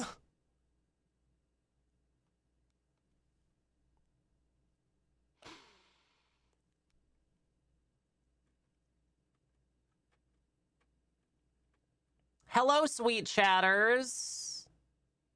Hello, sweet chatters. Hi. You know what's amazing? The follower emotes are free. That's right. Yeah, there's free follower emotes. Follow the stream, chatters.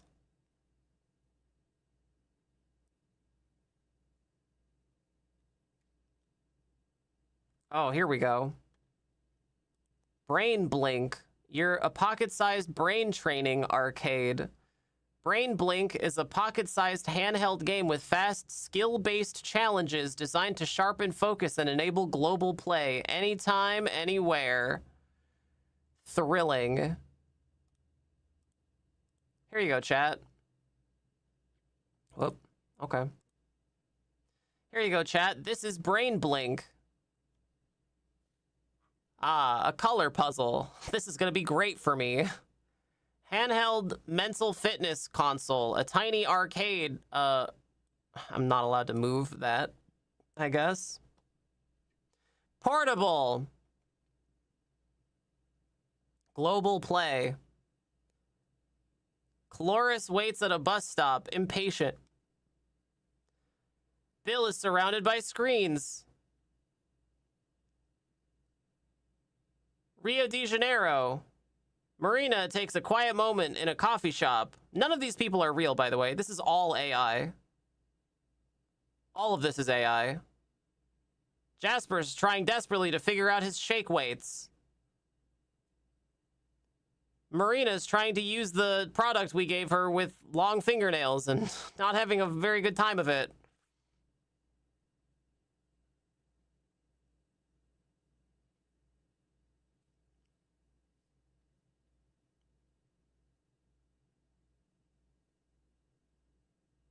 I can't remember the last time my brain blinked. I probably need this. You know, chatters, if you're really looking for a skill-based challenge, like on the go, I got one for you. I got one for you. It's just this. It's that. It's the same thing. It's the exact same thing. It's this. It's just this. Hell, you want to up your difficulty a little bit. You want to up your difficulty a little bit. I got the next level version of it too. Bam. It's easy, actually, to find a product like this.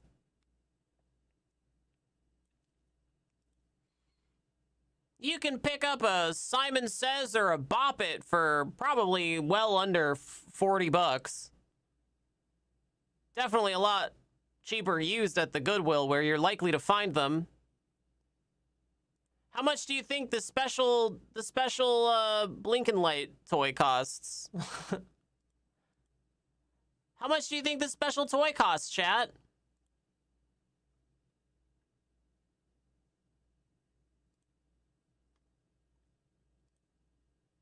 $80? $69?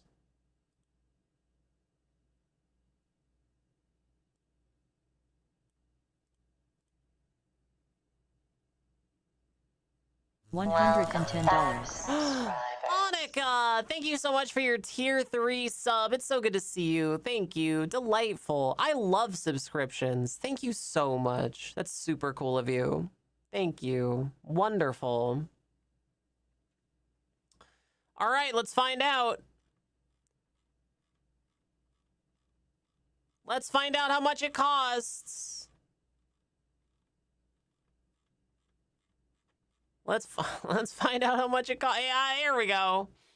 $62. This is actually significantly cheaper than I thought it was gonna be. I was sure this thing was gonna be well over $100. I don't think it's worth it. Let me be clear. I still think it's not worth it. I don't think it's a scam because it seems like it'd be really hard to make this fail. It seems like it'd be really hard to mess this up. Yeah, funny meme number for the win. It is $69, chatters, but it can be yours for 62, I guess. I don't know. I don't think it's a scam. I just think it's not worth it. I think I would not pay more than $10 for this thing. This is Tiger Electronics level. Oh, there's an app. Of course there is. Yeah, never mind. It is a scam, actually. Never mind. I've changed my mind. It is a scam. There's an app component. Of course there is. Yeah, it's a scam. Never mind. It's a scam. Don't buy it. It's a scam. Scam alert. We found it. It's a scam. There's a fucking app. Of course there is. Why wouldn't there be? Scam. All right, next up. What have we got? What do we got? What have we got? Oh, there's grip beats. Stupid. Oh, what else have we got? Walmart has keychain size Simon Says games, just for the record. I'm pretty sure if you were enterprising enough, you could just build one out of in a cave with a box of scraps.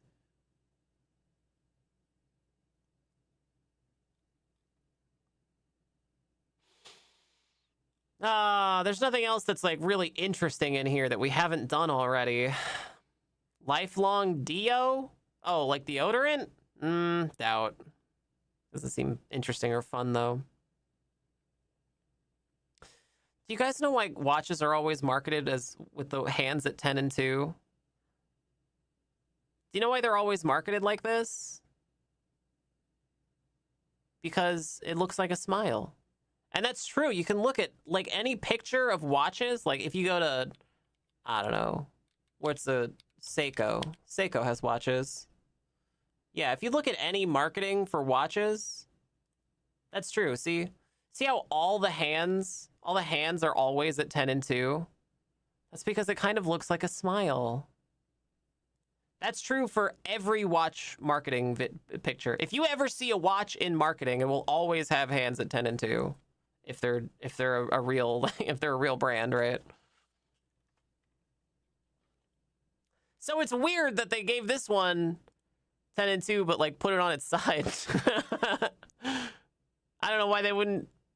I don't know. Whatever.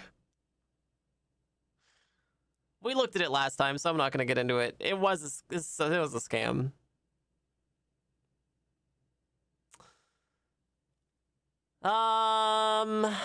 They invented the little black dress, chatters. You can look just like her if you buy it, probably.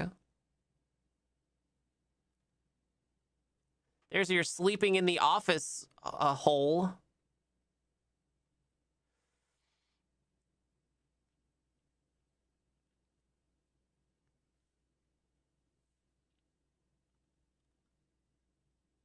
Yeah, I don't really see anything else in here, chat. I think we did it. I think we beat the scams. Oh, hang on. Swasher Pro. Double vortex and water power. No HEPA filters or replacements. Is this a bong for your house? This is just a bong for your house. Tired of paying too much for filters? Still dealing with dirty, dusty filters? Experience the power of double vortex purification. This is Swasher Pro, a new way to purify. It purifies air in the most eco-friendly and effective way. No HEPA filters, just water. It's a bong for your house.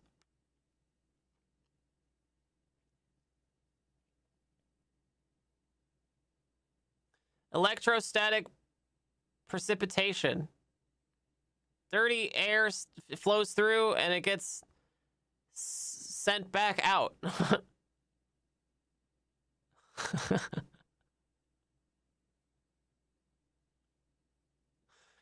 Look, if you want to have a spinny water fountain in your house, I'm not going to fault you for it, but this isn't going to clean your house, you guys. The spinny water fountain is not your friend. She's brought it into every room she's lived in this whole commercial. It picked up a little bit of airborne dust, I guess. Do you think that running the motor on this thing 24/7 is going to be cheaper or more expensive than just buying a fucking filter for the next 6 months? Question. If there's a wildfire like 50 miles away from where you're living right now and your house is full of wildfire smoke, do you think this is going to be good for the wildfire smoke or bad for the wildfire smoke?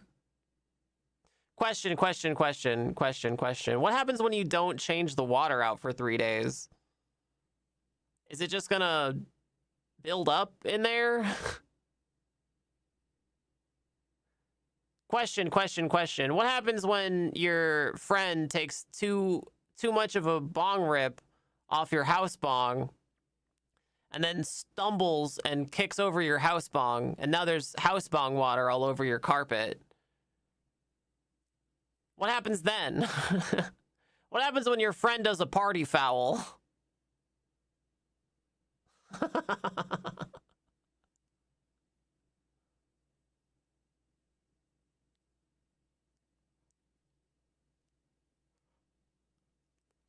All right, chatters. How much for the pretend air purification device? How much to pretend that water can purify your house like some sort of a house bong? How much to get your house absolutely ripped? How much to get your house toasted? $100, $120, $420. Nobody has any idea. It's got to be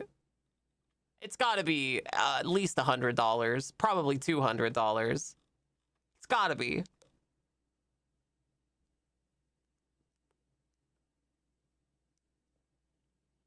I noticed they're not tracking electricity price. This is just your water bill.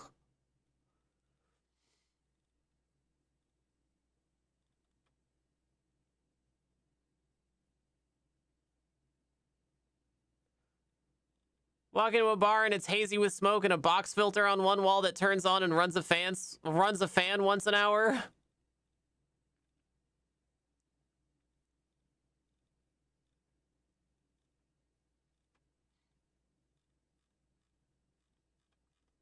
Does this mean my toilet is purifying the air when I flush it?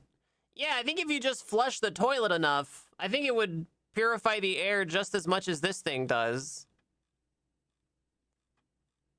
It appears to be battery powered. And it appears that they had ChatGPT make a bunch of certificates for them. Ah, here we go. Yeah, MSRP, 229 real-life dollars you'll never get back, but it can be yours for as little as 159 on this early bird special. I think I'll stick with some filters. I think I'll stick with filters.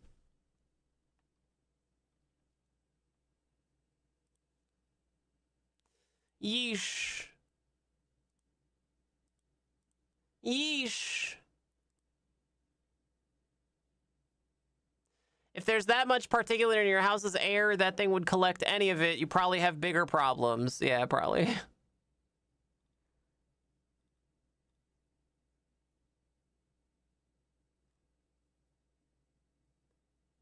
Why did they filter bottled water? So many questions? Yeah. Yeah.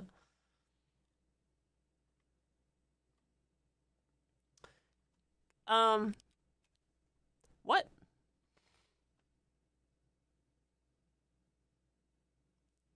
Question. If I had a language learning app and I was trying to name it, I feel like I would probably try to see if any of the names I was gonna name it meant anything different in any other language or could be misconstrued in any other language.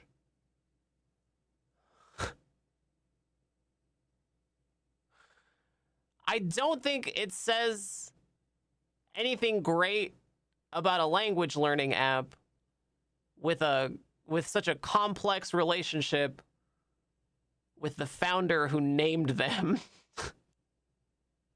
like this. That sucks, dude. Scam.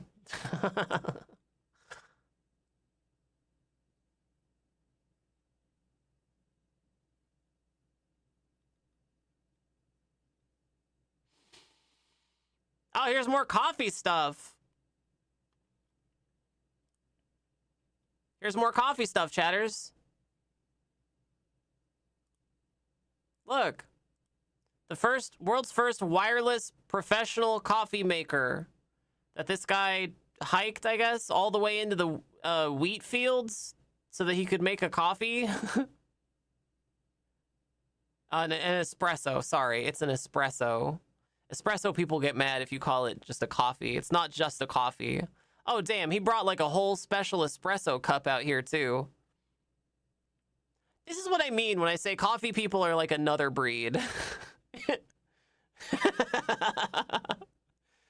I'm not suggesting that coffee people bring their special coffee gadget out camping with them or hiking to the waterfall to use it on a rock in the middle of nowhere. But I am suggesting that it is strange that it keeps getting marketed that way. And it keeps getting marketed that way because it seems to work.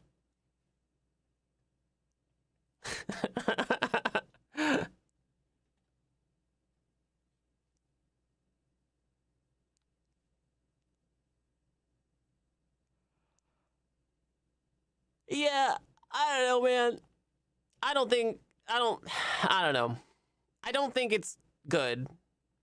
It's probably a nightmare to try and clean it. It doesn't look good.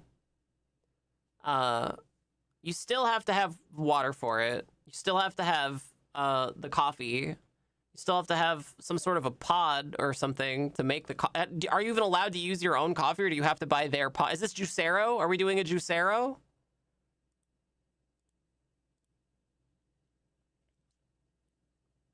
Nespresso pod.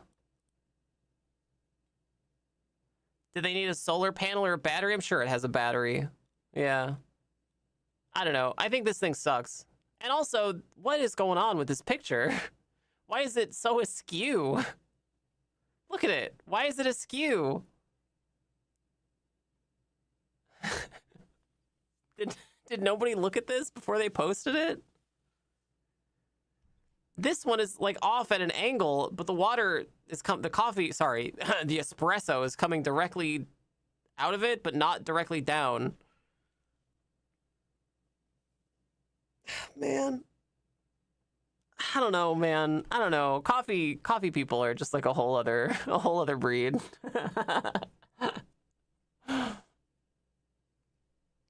All right, chatters. How much? $300? $450? How much, chatters? How much? How much?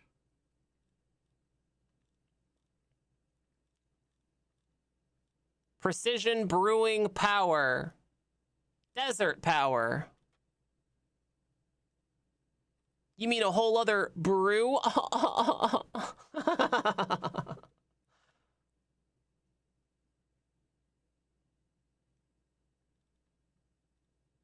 Elegant design, inside and out, blah, blah, blah, blah, blah, blah, blah, blah, blah, blah, blah. There we go. Here you go, chat. Oh, wow. Look, chat, it's only $298. It's $300, but it could be yours now for as little as $149 if you act now. I have battery backups with like a charger. I have a phone charger that has more battery than this thing.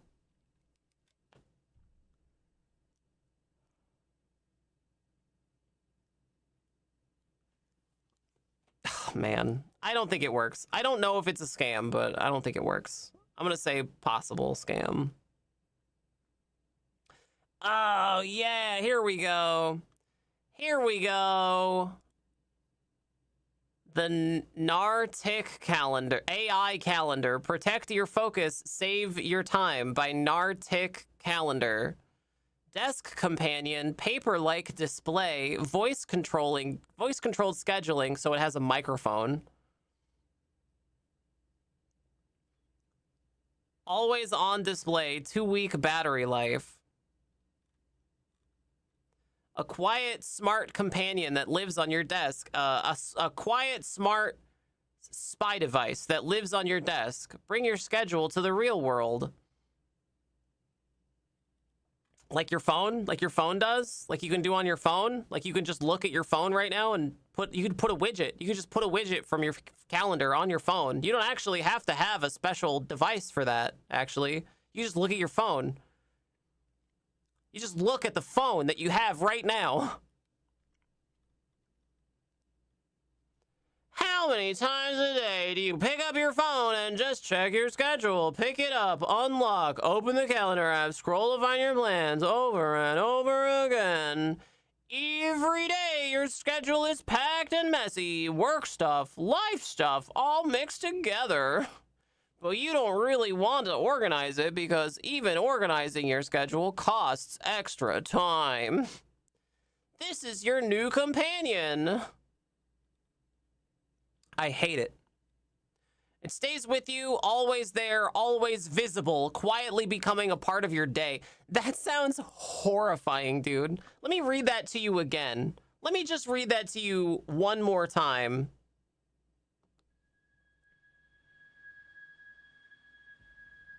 It stays with you.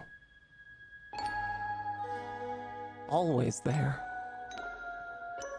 Always visible. Quietly becoming part of your day.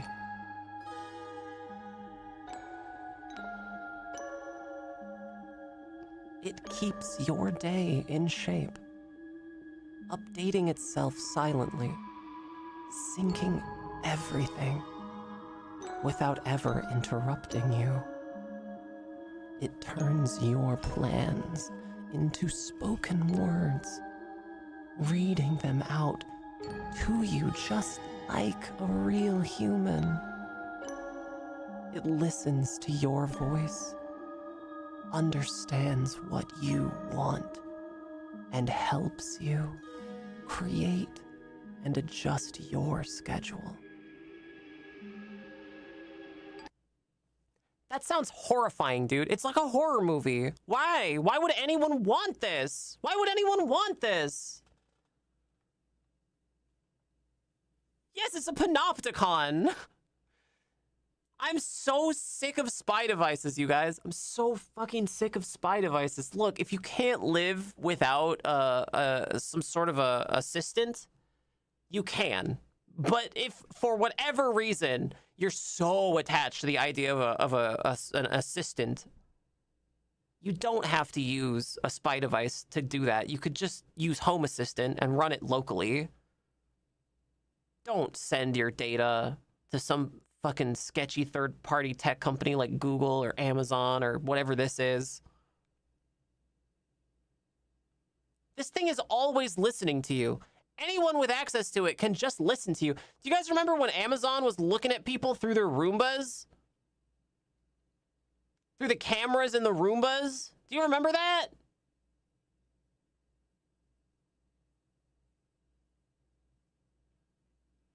Horrifying. This shit is horrifying.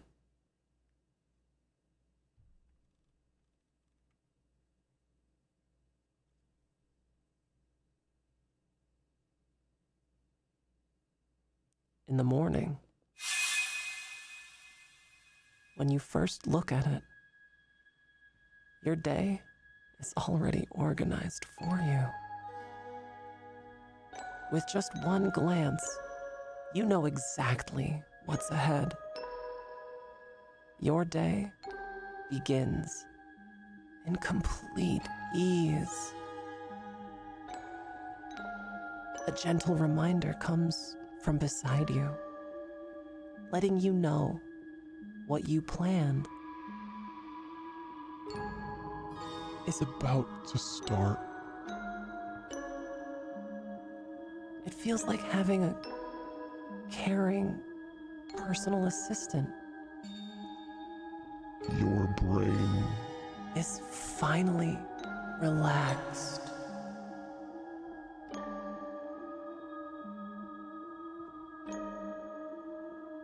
you're enjoying your afternoon tea, just talking to it. And your family's entire weekend schedule is already taken care of. You don't even have to lift a finger.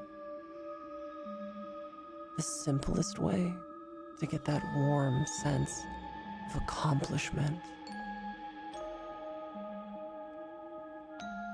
Whether you're in a meeting, playing games, or deep in thought, you don't need to stop. You don't need to stop what you're doing. Just tell Nartic, and it will remember it for you. With this reliable helper, you can keep every little thing in your life neatly under control.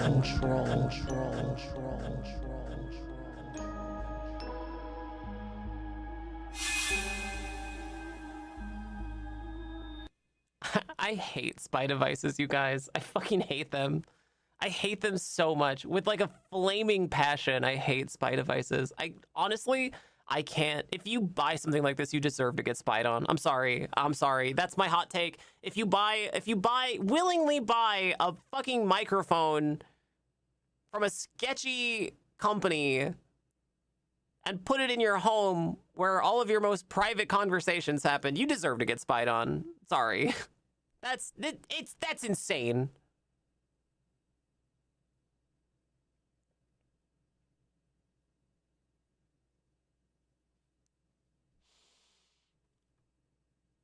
Before going to bed, Nartic offer you the daily review automatically. What's done and what you missed. With everything clear in front of you, you can finally relax and sleep well. Nartic calendar looks simple and pure on the surface, but behind it lies a complex, mature, reliable system of technologies. With over 6 years of experience in development and user service, we've served hundreds of thousands of users.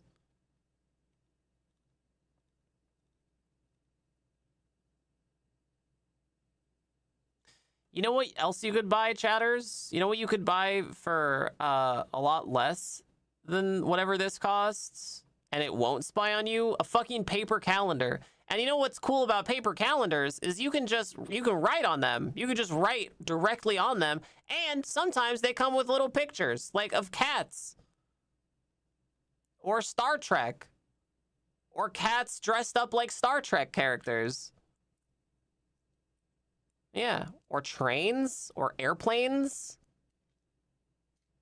or whatever you want.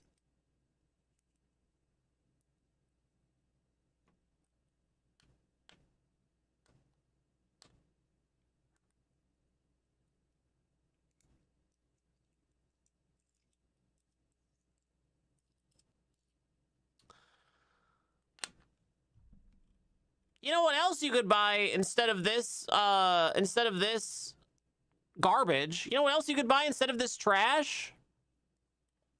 You could buy something from the Nicotine merch store. You could become a member and get a discount even. All member tiers now get a discount at the Nicotine merch store.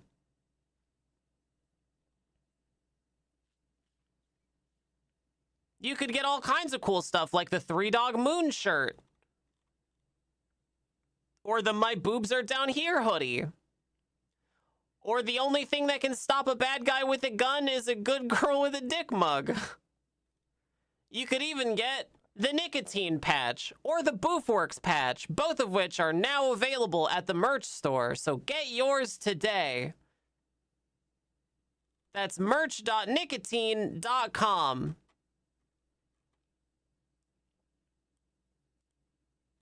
How much for the spy device, chatters? How much? Oh, well, I spoiled it. Never mind. Yeah, it's too expensive. It's $248 and $148 right now. That sucks. Don't buy it. It's a scam. This is a scam. Don't buy it. It's a scam. It's a scam. Don't buy it. It's a scam. Scam. Scam found. Scam acquired. Scam found. Scam found. House plants drip irrigation kit. Oh, here we go. Here we go. Norshire? It sounds like V for Vendetta. Like it sounds like Norse Fire. You know what ChatGPT was missing? An always-on microphone. Okay, kitty cats and plants. The cat, oh god, the cat killed those plants.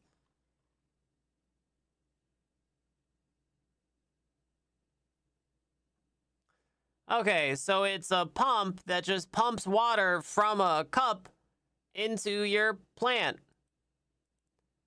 Wow. You plug it in, you have to put batteries in it. And then you have to, okay, so it's got capacitive touch. You know what doesn't work? You know what you can put on top of a capacitive touch surface to make it not work anymore? Do you know what you can put on top of a capacitive touch surface to make it not work anymore? Water! You put water on it to make it not work anymore. You ever try to use your phone in the rain? God damn it.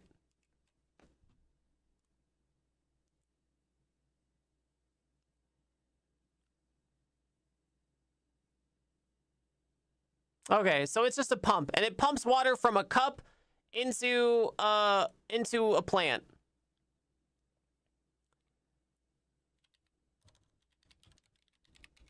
You want to know a way better way? You want to know a way better way to water your plant like this? That doesn't require you to have a capacitive touch motor? You want to know a thing that's like way better than that and won't fail halfway through your vacation?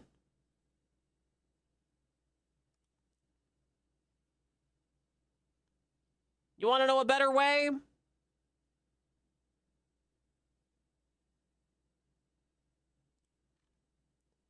Trying to find a picture in this hellhole that is the internet. Jesus Christ.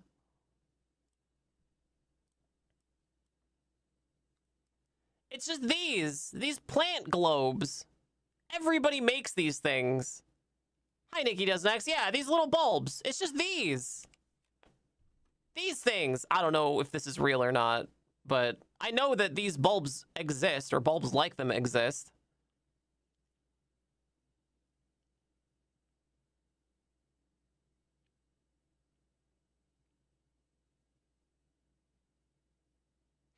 Yeah, you just fill these up with water and then stick them in your plant, and then the plant just sips water out of them for as long as these go. You know, you can get big ones, and you can just let them sip water out of them for weeks, and they only take the water that they need because it's perfect. These are perfect for watering your plant. You don't have to water them every day. Just put water in this thing.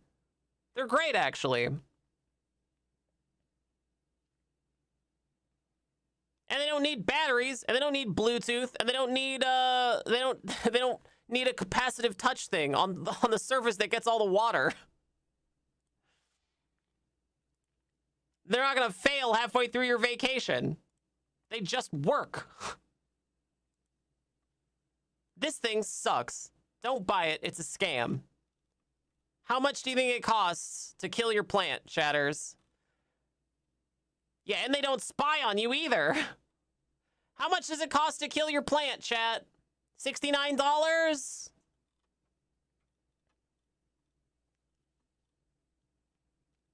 It's gonna be like $500? No, there's no way. $86?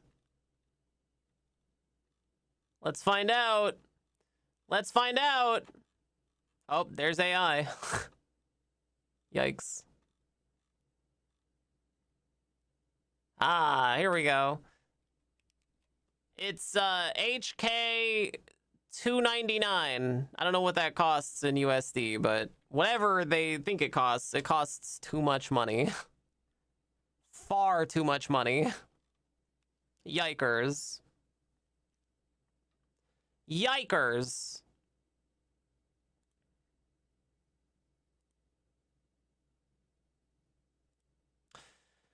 Hello, sweet chatters. My name is Nicotine. I'm coming to you live here on Twitch and also on YouTube. If the Twitch stream isn't working out for you, you can always check out the YouTube channel. You can get all the links at nicotine.com. Also, this channel is brought to you by viewers like you. I love it when chatters exclamation point money. That's a really fun and good thing that you can do for me, your streamer. I would love to have your money.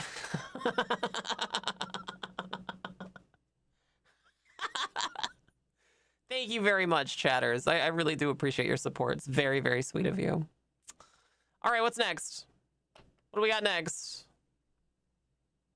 Oh, there's more pervert glasses.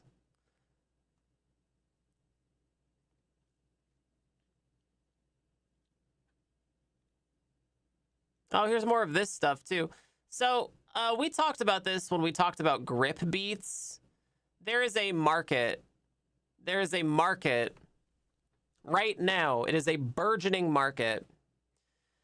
And the market is, it goes a little something like this. Tech bros are looking around for the most profitable companies. And some of the most profitable companies are video game companies. And what are video game companies doing to be so profitable? It's a lot of microtransactions, a lot of subscription fees, a lot of,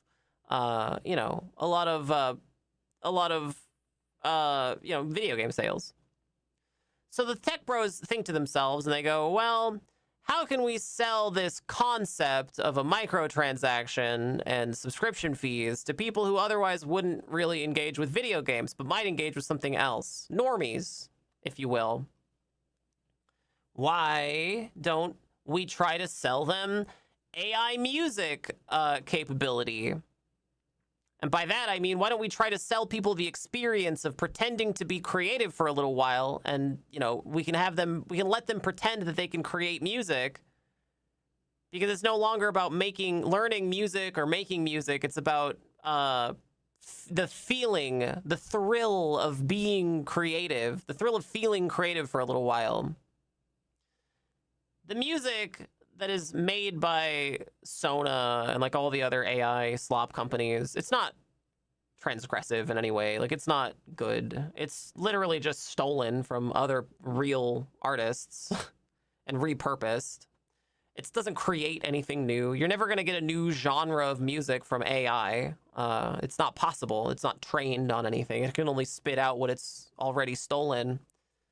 So AI companies have cropped up who cater specifically to wealthy tech bros who want to feel like they're creative individuals without ever actually having to do any of the creative labor, like learning an instrument.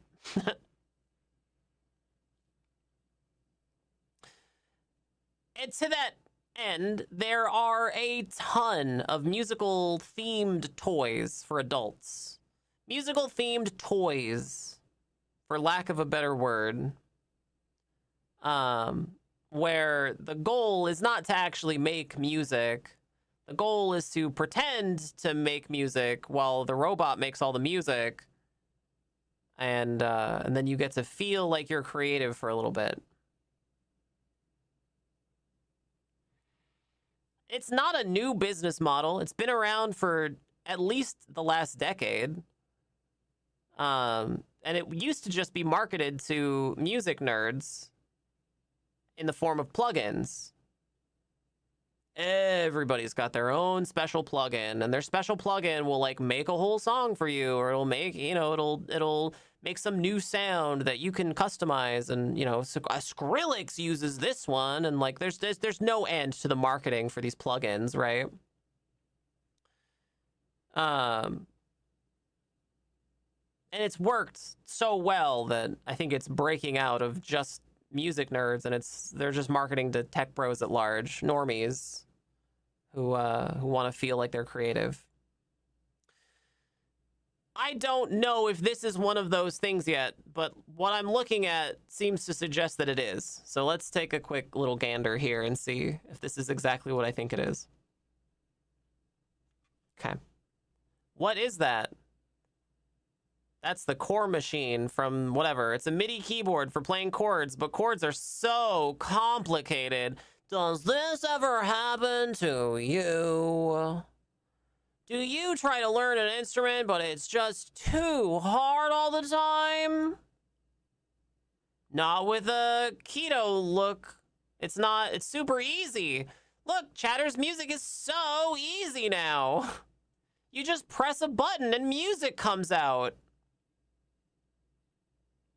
And I've never played the piano before in my life. It's a toy. This is a toy, you guys.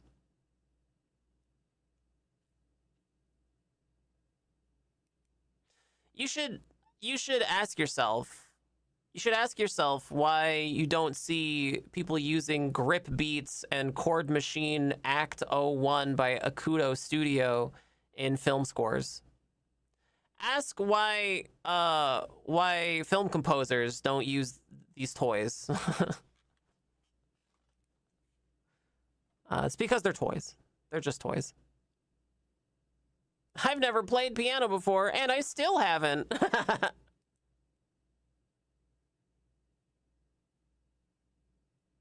You can program it to be like a real instrument, maybe. Yes, you can strum and see the names of the chords. Wow. They've plugged it into a modular synthesizer. This feels like blasphemy somehow.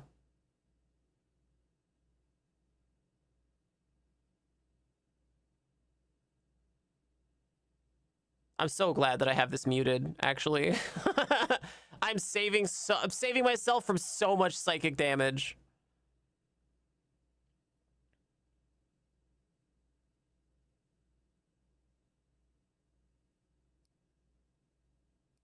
Would Depeche Mode take boxes of these things and burn them on stage?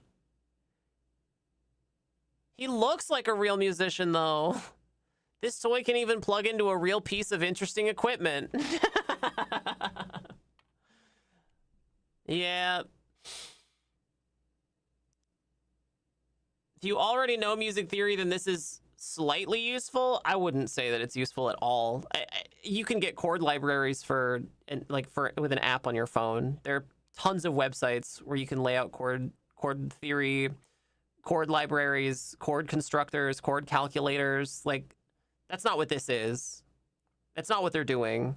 They're not using it for that. They're using it to press a button and make a song for them so they can feel creative.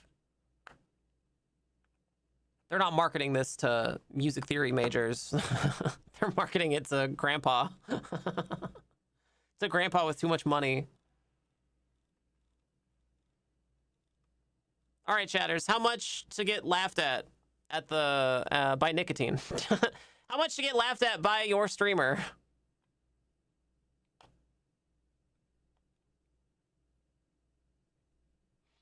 Go on, I'll wait.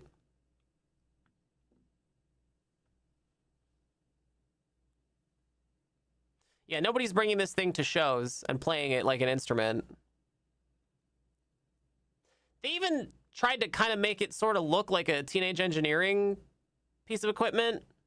You guys know about Teenage Engineering, right? They're like the midway point between a toy and an instrument, I think. You could conceivably see people using Teenage Instrument toys like on stage, but they also have like a lot more features than a toy like this. Yeah, how can you be even more annoying at the local coffee shop? $500? $420? Damn, is that all, you guys? No. Nobody else? Okay, well, here we go. We're gonna find out. Here we go. We're gonna find out. Oh, what kind of a board was this? System. Oh, I think this is AI. $700?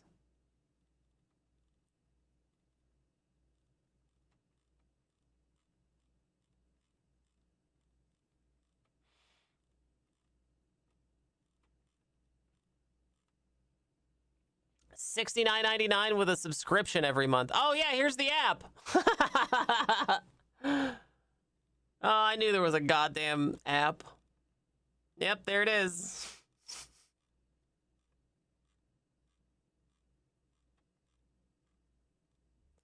All right, it's 369 FR. I don't know what kind of currency FR is.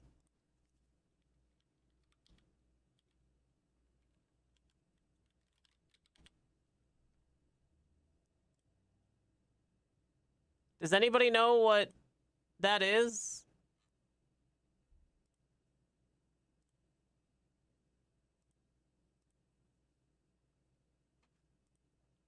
Surely not French. Yeah, that's euros.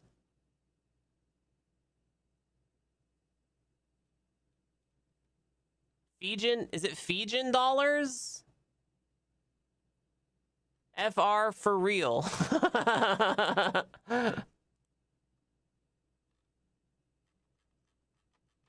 I don't know. Yeah, who knows? However much it costs too much. You guys know about teenage engineering, right? It's not francs. French doesn't have francs anymore. They use euros.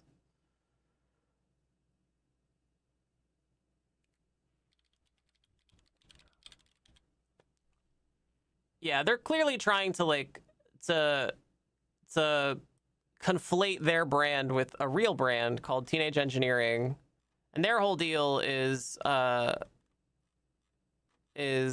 these overly engineered. They're kind of like toys. Yeah, here you go. See what I mean? They're like they're desperately trying to conflate themselves with Teenage Engineering. Like you could look at this thing and be like, oh wow, it's the Teenage Engineering thing if you didn't look close enough, right? But look, this is the OPXY is like $2,300.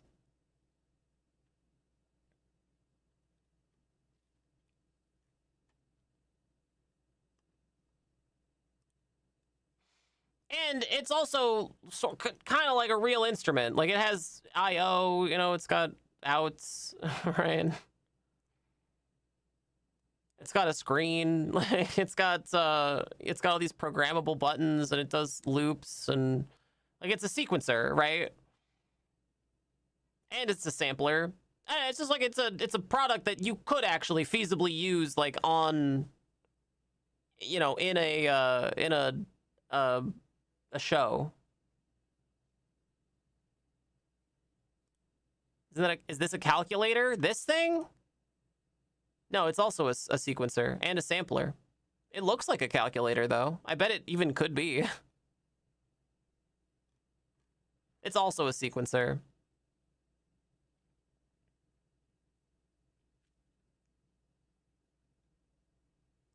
Yeah, they're just like trendy.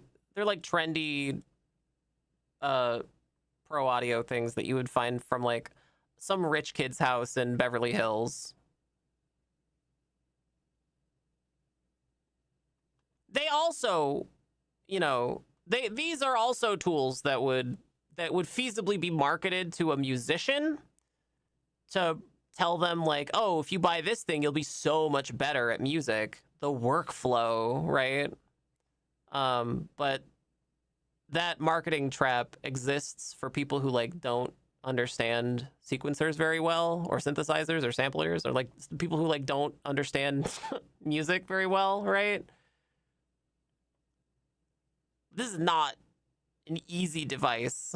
It's not an easy device to use. There's no simple sequencer and synthesizer and sampler out there. And simply buying a thing doesn't make you good at playing it, no matter how much it costs.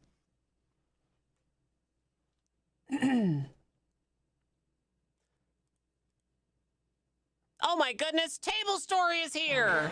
You guys, Table Story!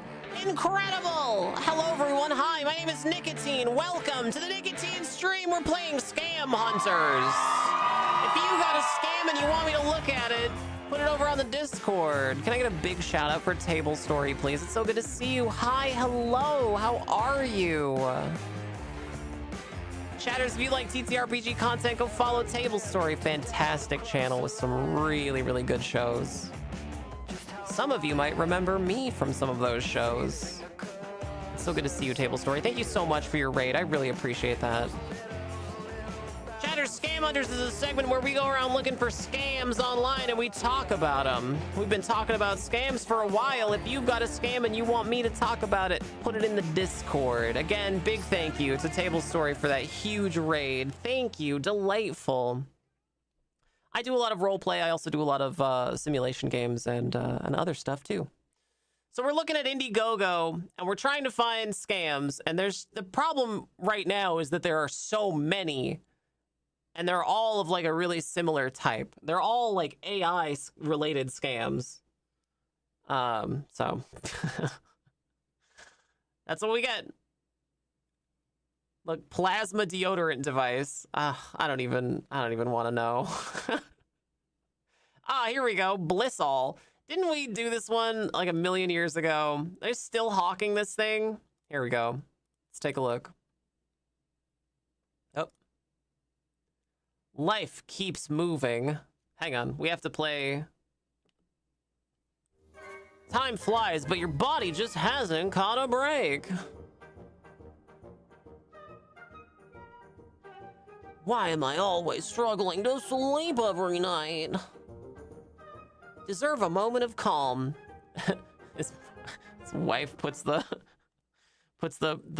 shock treatment back on. Get your shock collar back on. Time for shockies.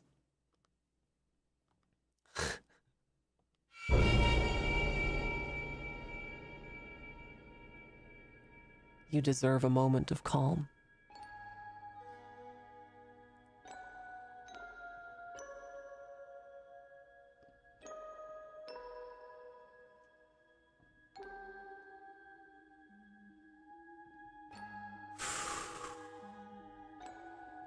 Feel all the stress leave your brain just after we electrocute it.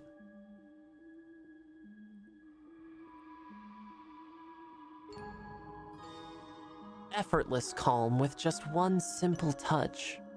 We can deliver 0.5 hertz of calming signals.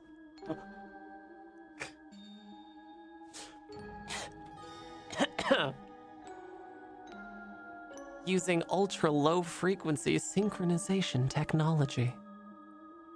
Designed to deepen your relaxation over time. In just 30 minutes, feel your mind reset. Feel the weight of your stress lift, flexible, durable, made to move.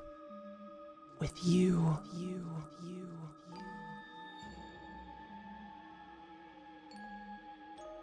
Feeling drained? Take a moment to reset. One touch for instant calm. Find your balance anytime, anywhere. At home, mid-hustle.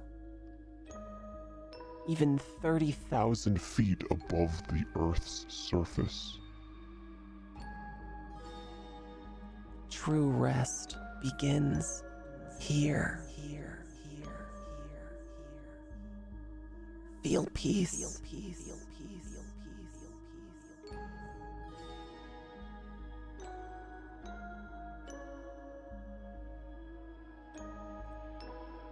In all seriousness, you would have to be insane to buy a device specifically for the purpose of electrocuting your brain.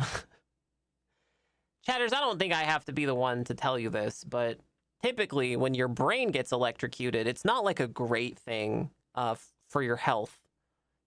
How about we live in a world where people don't willingly do this with products from Indiegogo?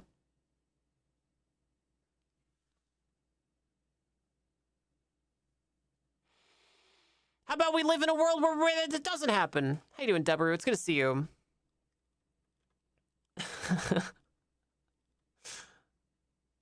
Gentle, calming signal. Yeah, right, dude. The science behind the calming signal. Gonna buy this and a Neuralink and let them fight over which one ends up in my will? Don't you tell me that. Bzz, I love this product. Bzz, this blasphemy will not stand. As someone who's very much benefited from electroconvulsive therapy, this is not good.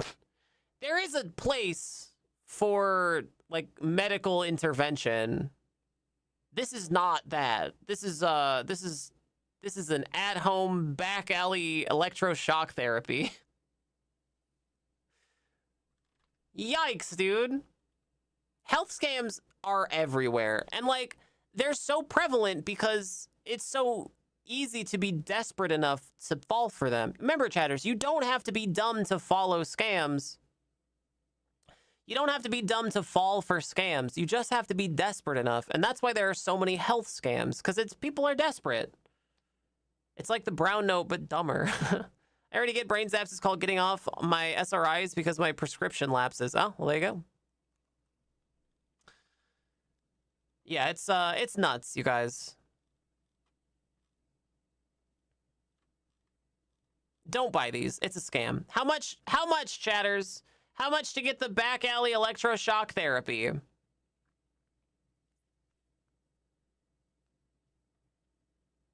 How much to get the back alley electroshock therapy, chat? $500?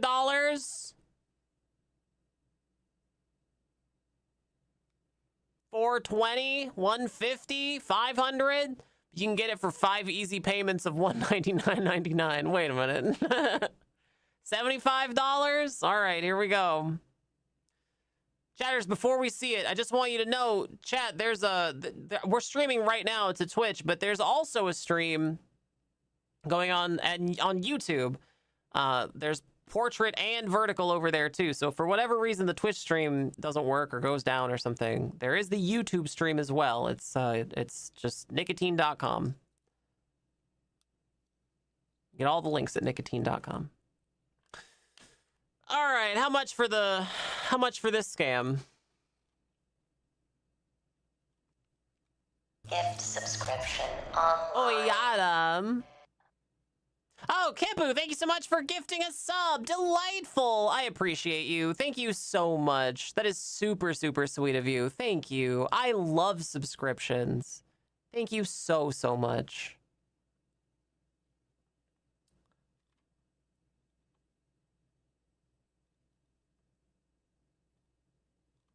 All right, let's find out. How much is it? How much does it cost? Early bird single. $89? Hang on. Is that it? Let me see. Yeah, $89. 89 real life dollars. Only 15 people got one. Only 15 people bought it. It remains to be seen whether they get it. Wow. Yeah, I love the fact that an $89 device can shock my brain. That's fun. That's great. That's great. Scam! Scam! Scam! Scam! It's a scam! Don't buy it! It's a scam! Scam! Christ, it's a scam!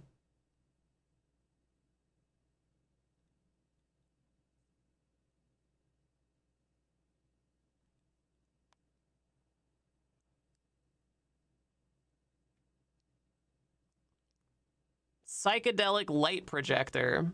Hang on a second. Oh, no, can that be an app? Why? Why? I thought it was just gonna be a fun toy. Why does it need an app, dude? It's a scam. Already gonna call it. It's a scam. It's a scam. Finally, a monthly subscription to my psychedelic project. Fuck, I don't know. Made with sustainable material. Yeah, great. Ultra bright LED, sure, whatever. Multiple effects available. Great.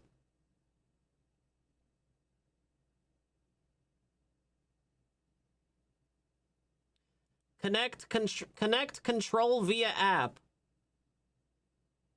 God, that sucks, dude. God, that sucks. Why? I hate it. Look, they put it together out of fucking cardboard, and they make it connect to an app. It's held together with balsa wood, but you still have to connect an app for it. All right, chatters. How much to get scammed by a psychedelic projector that you have to have an app for?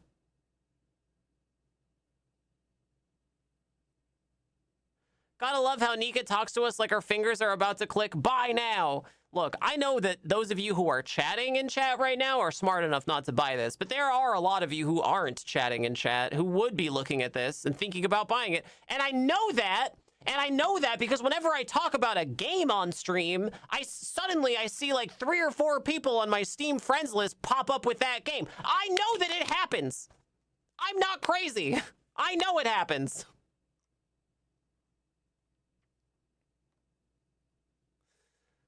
Those thingies where ink flows because the lamp gets warm, that on a projector, 70s or 60s want their idea back. It's not even just ink. Actually, there's like a whole... Future Mrs. Lesbian Girlfriend is really into this. Let me see if I can find an example of it. Oh my god, what are they called? 60s oil...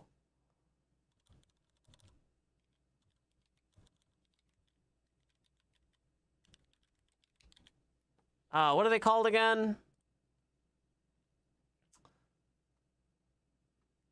Liquid light shows.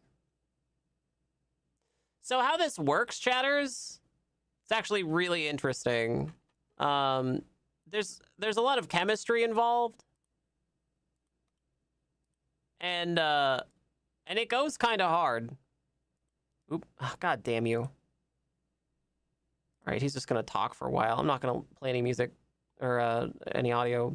I just wanted to show you. See how he has this overhead projector? He's got a little petri dish over here. And how it works is the heat from the bulb on the petri dish, the heat from the bulb on the overhead projector is heating up the chemistry in here. And that's what's causing the movement to happen. See that? See how it's moving? It's heat that's causing that to move.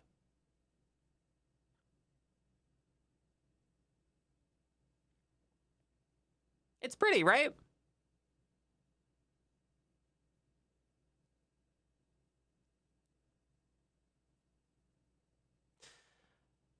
You can blow on it a little bit, cause like a whole different effect. Yeah, it's really not my thing. I'm colorblind, so it's not doing a whole lot for me. But people really like this stuff, and that's what this is pretending to be. This, a petri dish with $15 of chemicals and a used overhead projector from the dump, versus whatever this thing is. So how much do you think this thing costs?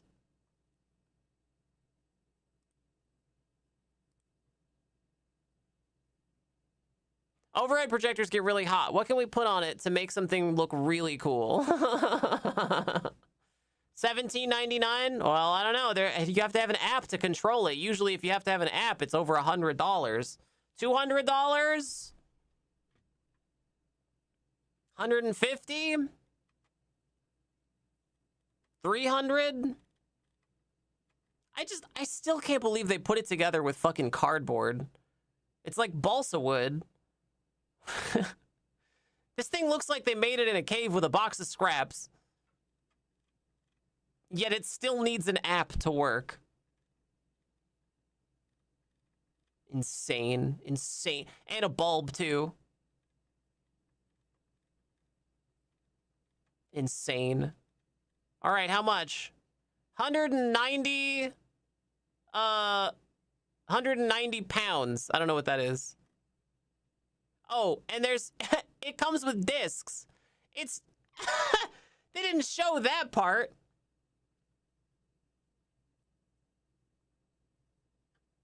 So it's just one of those kids' toys with the discs.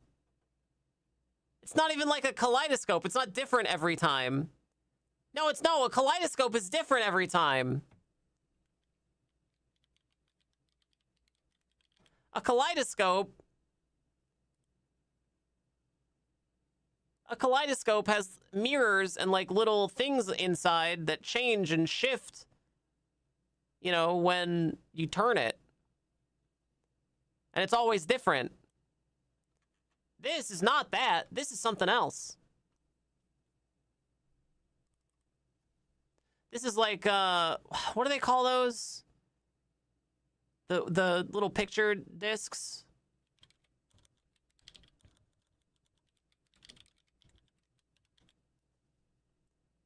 A viewfinder? It's kind of like a viewfinder, right? Yeah, viewfinder. Viewmaster. Yeah, Viewmaster. Yeah. It's just these. It's just this. To be fair, I fucking loved my Viewmaster when I was a kid. But I guarantee you it cost a lot less than 190 pounds. Ah, that's so dumb. Chatters, don't buy this. Don't. If you want to get into weird, cool, psychedelic art displays, then just get an overhead projector and a petri dish.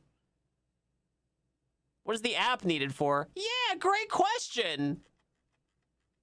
It looks like it just changes the speed and the brightness, and you can schedule it. Stupid. Stupid. What a stupid product. Scam. Stupid.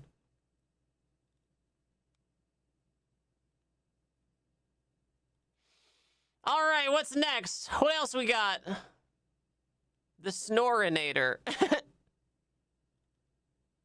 You know what makes an effective Snorinator, chatters? Sewing a tennis ball in the back of your sleeping t-shirt.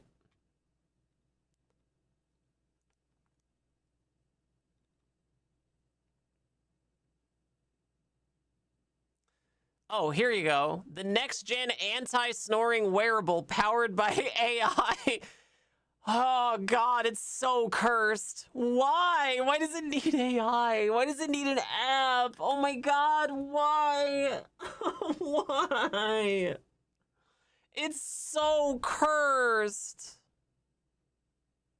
I don't get that joke. It's not a joke. The tennis ball thing? You snore when you're on your back. If you're a back sleeper, you're way more likely to snore. So if you sleep on your side, you don't snore as much. That's all. It's not a joke. That's true. Sew a tennis ball in the back of your shirt, and then you won't sleep on your back anymore. And you won't roll over and stay that way. I don't snore because I sleep on my side.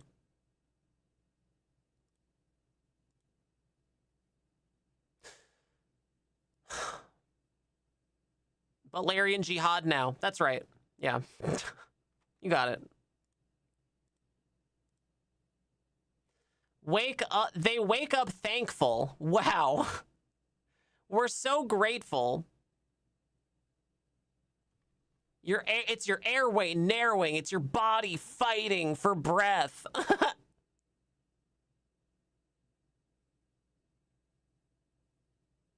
Why do most of these images look like bad Photoshops? Interesting. Because they are.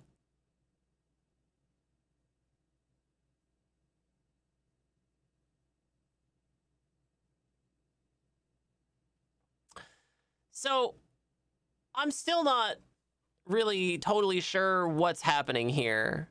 It listens for snoring, monitors your oxygen and heart rate, and senses your airway, and then, without waking you, it sends a gentle signal to activate your throat. Oh, it electrocutes you. Oh, I get it.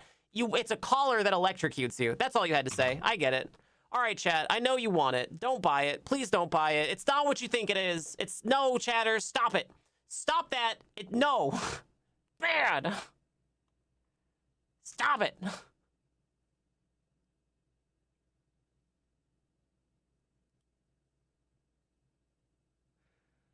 "13 patents? What did they have to patent?"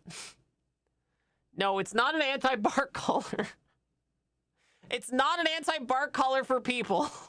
It's a very real medical product. It's not an anti-bark collar for people. It's a very real medical product. No, it's not an anti-snore collar.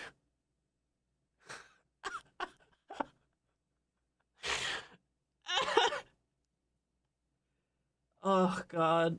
I'm about to see 3 puppy girls on Blue Sky with one of these fucking things.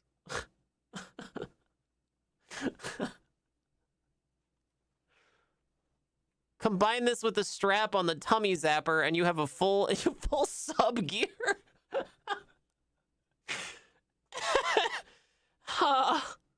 Jesus Christ. Jesus Christ, can't see you here at the nicotine stream. If I wear that calming brain thing, will they charge each other through me? It kind of looks like my dad's old 80s headphones built for AM FM radio. Yeah, it kind of does, huh? Yeah, it kind of sort of does. Man. Don't forget the anti-snore hood and mask, too. Speaking of subs, chatters, how about you subscribe to the Nicotine Stream? It's a fantastic way to help support your streamer, and also, you'll get attention. You'll get streamer attention from me, your streamer. There's all kinds of cool benefits you can get by subbing to the Nicotine Stream, like all those fun emotes. Chatters, spam some of your favorite nicotine brand emotes in chat. There you go. Yeah, look at all them emotes. Look at them all. Just like that.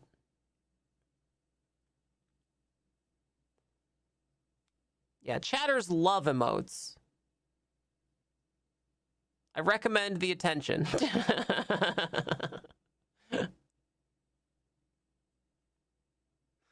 So there you go, chatters.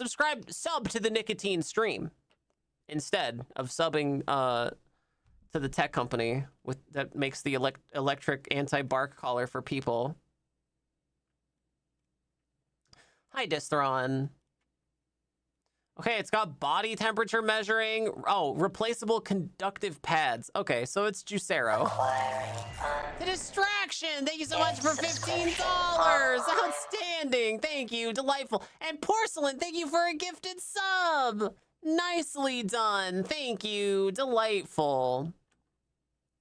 Thank you so much. That's so sweet of you. I love subscriptions. Thank you. Thank you.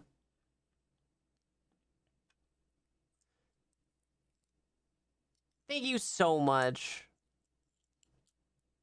Dropped another scam in chit chat. Yeah, I'm looking at it right now on another page.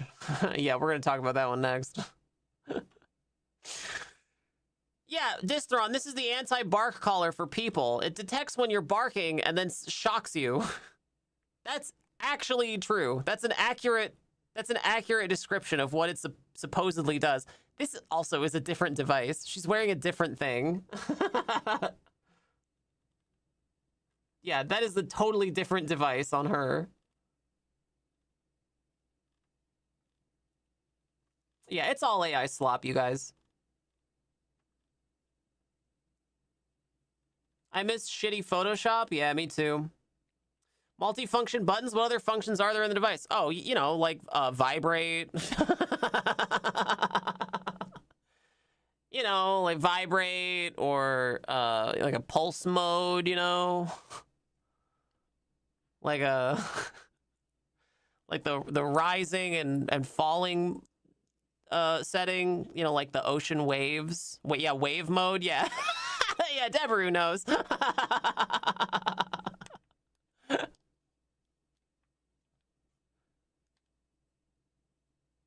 Stun, kill, recharge. Yeah, that's right, Zelda. It's good to see you, Zelda. I was just talking about you yesterday. Yeah, this thing is, it's definitely an anti-bark collar for people. This is absolutely the author's poorly disguised fetish. It was all really good things, Zelda.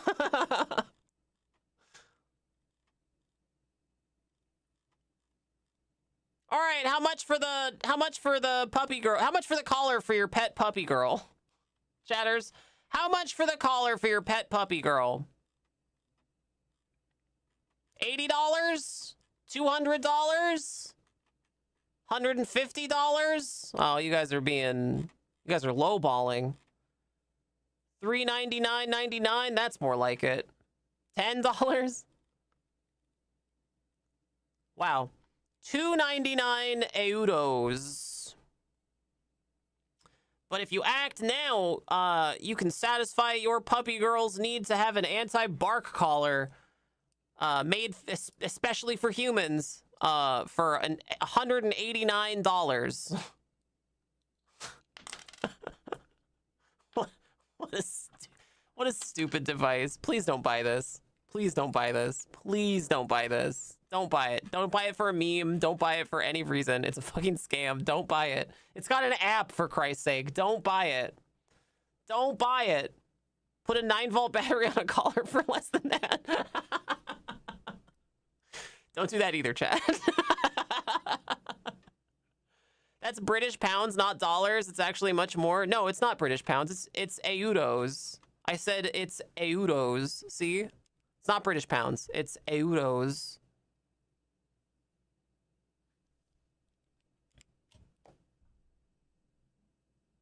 Yeah, or just get a real collar.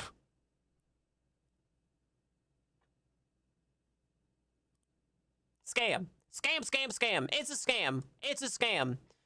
It's a scam. Chat, before we talk about the next one, I want to say a big thank you to everyone who has supported the stream today. Big thank you with your bits and subscriptions. I appreciate you. Good news, chatters. I've got some good news on the stream health front. It's sort of looking like re-recording all of the stream audio for whatever reason is working for now. I haven't had a single stream drop out yet, so I don't know. We'll see. We'll see, I guess. We'll see, I guess. We'll see, I guess.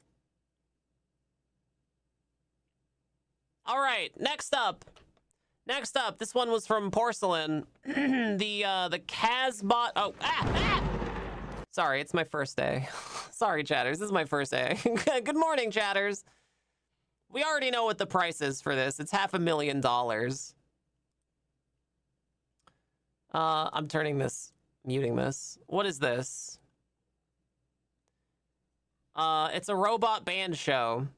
Okay. You know who else has a robot band that I guarantee you costs a lot less than a $500,000? You know who else has a robot band that costs a lot less than $500,000? Chatters?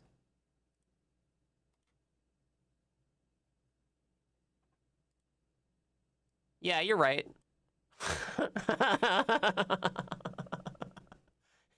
It's the same thing. It's legitimately the same thing. And everybody hates this too. So why would anyone spend $500,000 for this thing when you could just go rip the robots out of your local Chuck E. Cheese for free?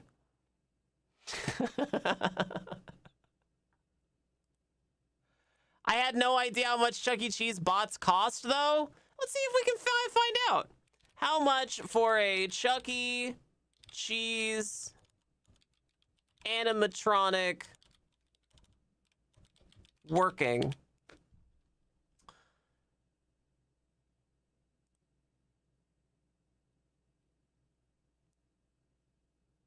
This website says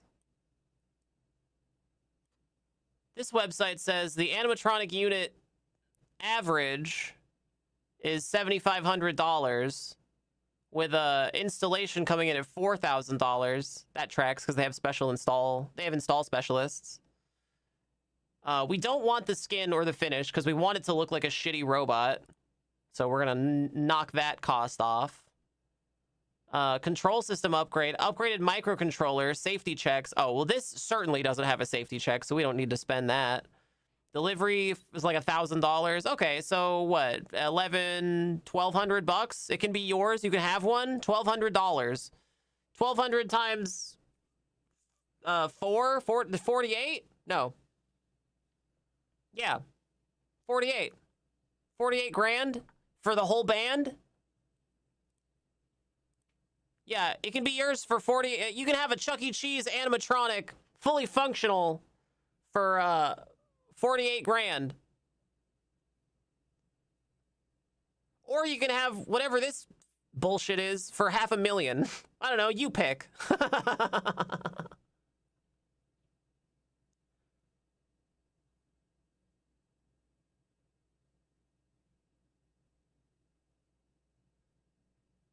Yeah, this thing sucks, dude. What's the morality scaling of being a musician on stage while you hire more and more robots to replace your bandmates?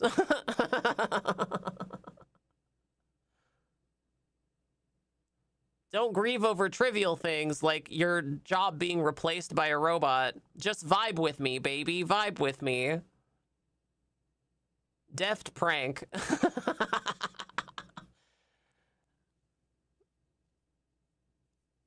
I'd rather be replaced by a jukebox. I feel like bandmates are cheaper, like they work for beer tickets. Yeah, but bandmates can say no. I think the whole appeal is that these robots can't tell you that you're an asshole.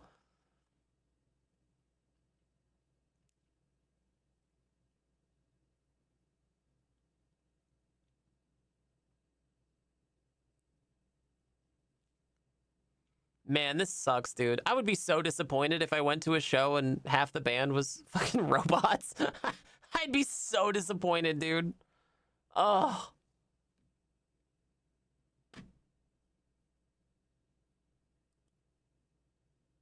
Isn't there a video of one of these things like punching a child or something? Kicking a kid?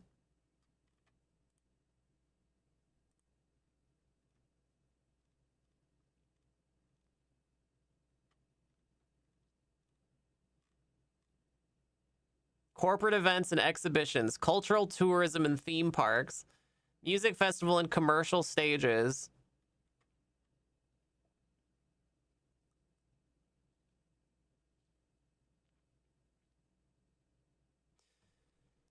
Kicking a kid in a really funny way. And at least you get pizza at Chuck E. Cheese? Yeah, used pizza. Pre-owned pizza. I don't think I liked the pizza at Chuck E. Cheese even when I was a kid going to Chuck E. Cheese. I can't even imagine what the pizza at Chuck E. Cheese is like now. Do they even still do pizza? Probably not. It's probably all pizza flavored frosting or something. This website is a scam gold mine.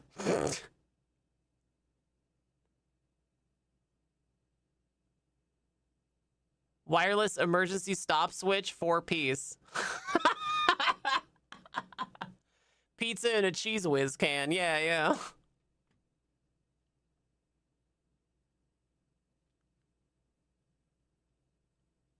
I remember being a child and like dreading going to Chuck E. Cheese. I remember dreading my friends having birthday parties at Chuck E. Cheese because it's so fucking loud and obnoxious, and everybody's always like fighting and jostling over the really bad gambling games. I remember dreading Chuck E. Cheese, dude. I did not like Chuck E. Cheese. My hometown had a thing called, for a little while when I was a small child, called Scoops and Tubes. I don't know. Zelda, do you remember Scoops and Tubes? I've talked about Scoops and Tubes on stream a couple of times. It was a mom and pop style, like off-brand Chuck E. Cheese. No, it wasn't like Casa Bonita. It didn't have hardly anything in it. Oh, you were an SLC. Oh, okay, that makes sense. Yeah, Scoops and Tubes was great. It was like an off-brand Chuck E. Cheese, and it was like stripped down and bare bones, and all they had was a ball pit and like the climbing rig, you know, the tubes, right? The tubes. And as a child, I always just assumed that scoops and tubes, like the scoops part was the slide. It's like the big slide that's kind of looks like a scooper. And it wasn't until I was an adult and looking it up on stream that I realized it was called scoops and tubes because they also sold ice cream. My mom just never told me that part, and I never found out. Scoops and tubes was awesome. Yeah, it was significantly better than Chuck E. Cheese. There weren't like obnoxious songs and robots and fucking arcade games everywhere. It was just the tubes and ball pit and tunnels and slides. It was great, dude. I used to beg my parents to take me to Scoops and Tubes. Kids full of ice cream plus a ball pit. I mean, I never got any ice cream there, so I don't know how. I don't even know if they really did sell ice cream. I just know that they purported to sell ice cream. Their logo was an ice cream cone, I guess. I don't know. Yeah, I yearned for the tube. You know what? I still kind of like the tube. I had to go into an MRI tube last year. And the lady put the stuff, she's like, do you want a pill before you go in? Because a lot of people freak out. I'm like, no, it'll be fine. She's like, are you sure? A lot of people really freak out in there. I'm like, no, it's fine. It's fine. I'm ready. And she was like, okay. So she puts the headphones on me, and she like puts me in the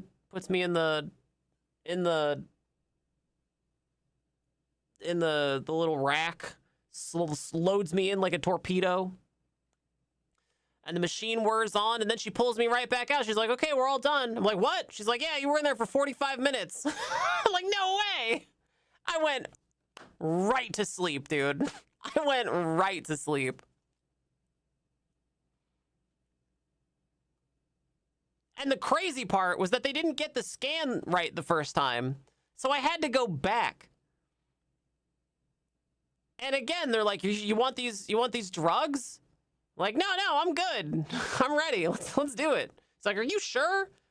Like, yeah, it's fine. She's like, okay, well, what kind of music do you want? I was like, I don't need any music. She's like, are you sure? Like, yeah, I'm fine. She's like, a lot of people freak out. I'm like, look, I know, I'm good. Let's do it. She loads me in like a torpedo. Bam, out like a light, dude. I had the best sleep of my life in the MRI tube. No joke. I used to sleep in a coffin. I loved it, dude. I loved it. Loved the MRI tube. Yearn for the tube. My favorite noise band, Medical Equipment. From your years of coffin training.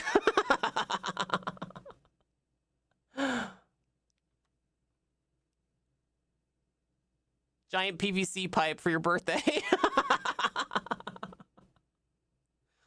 Yeah, don't make it too big or I'll get anxious.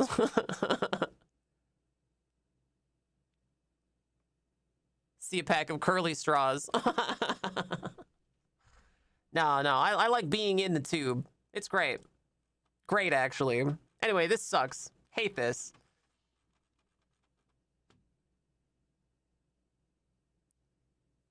Why the hell are all the robot dimensions in millimeters? Yeah, that is a little weird. Professional service robots. Oh, God. We live in hell. Oh, there we go. There you go. There's the Unitree sniper bot. This is the only valuable robot animal, and I'll stand by that. The only valuable robot animal is this thing, and it's because it's explicitly a product designed for like elderly patients with degenerative brain conditions like dementia or something, because it's like, it's like it's like a cat. There's no risk of them hurting it, and it doesn't move. No, it doesn't move. It just it just acts like a cat. It purrs. There's a heartbeat. It meows. It's lifelike enough, right? It's just a robotic lap cat, and it's meant for people, in the very in the end game. It's meant for people at their end game, you know. And this is the only viable robotic animal that I think is worth anything. It's this. It gives people something to focus on in the last little bit of their life. This is actually a good thing. The only good thing on this whole store, I'm sure.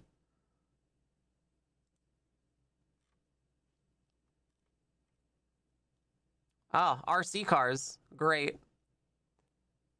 Robotic sweeper and vacuum. Sure. Chasing Dory Explore Deep Purple. Oh no. Why does it have a vacuum cleaner? What is this thing? Oh, is it a pool cleaner? It is a pool cleaner. Oh, 100%. You could drive it around like a little RC car. Yeah, I saw that and got a little scared too.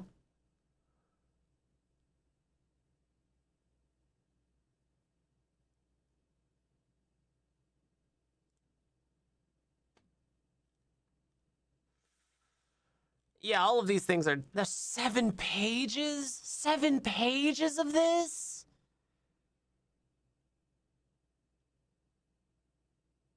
Wives are up to 5% less likely to have sex with this pool cleaner, guaranteed.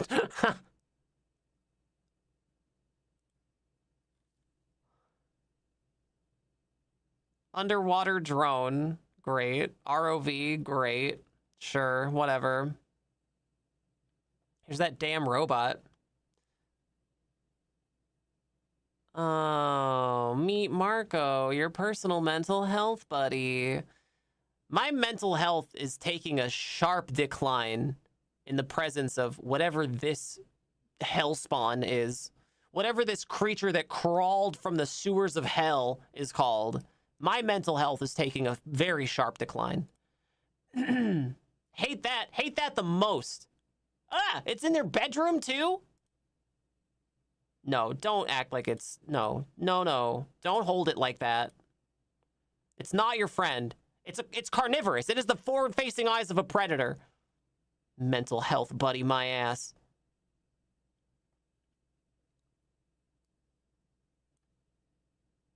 The AI remembers you and personalizes your support. Wow. I'm so glad that it has an AI that can sell all of my personal data. That makes me feel so much better. That's really good for my mental health. Ah! I hate it! Why does it look so much different in this one? Why? Why? Hate that. Hate that the most, dude. AI can't save us unless it does this.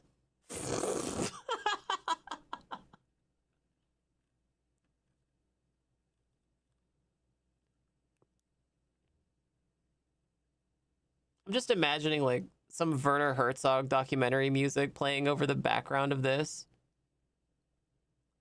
The Werner Herzog documentary about this thing after it kills 3 people.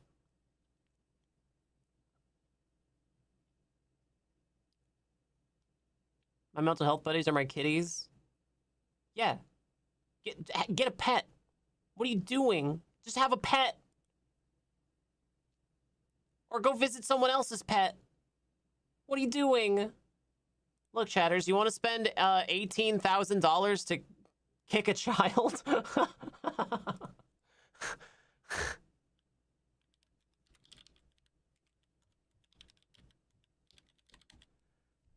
Let's see if I can find a GIF of that.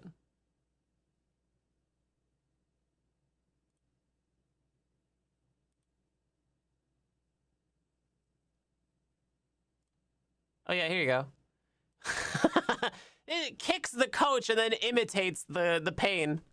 Can you imagine getting styled on by a robot? He's taunting the coach.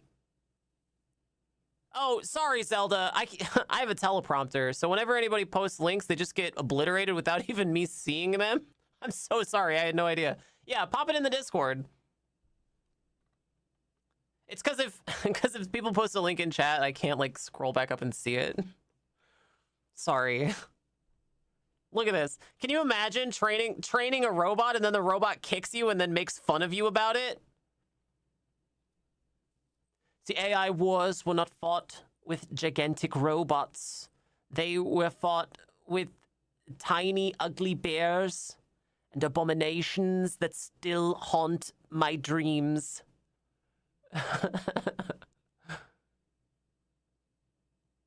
To be fair, probably deserved it.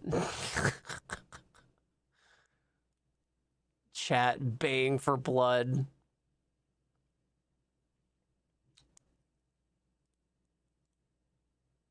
Price from $16,000? More like $18,000. Yeah, hate that. Hate that the most, dude.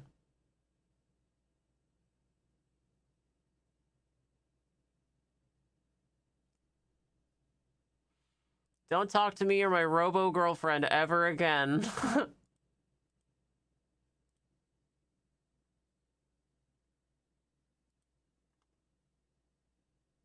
Oh, no. No, no, no, no. No, no, no, no, no, no, no, no, no, no, no, no, no, no, no, no. Restocking soon? People bought this? People bought this thing?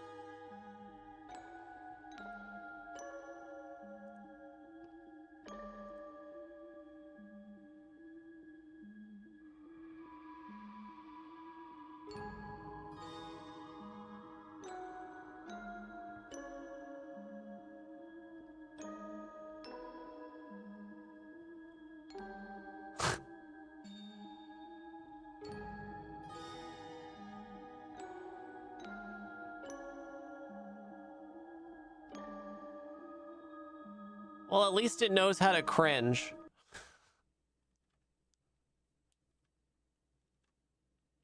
Put it in the bathtub.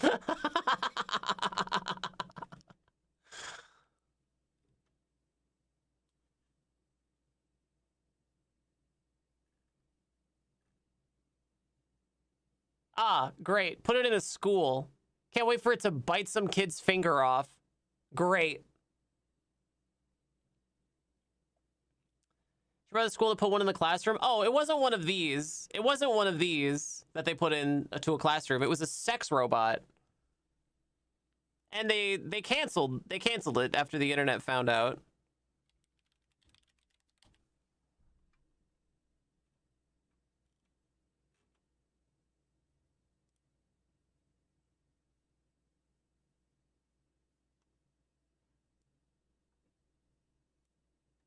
Yeah, this thing.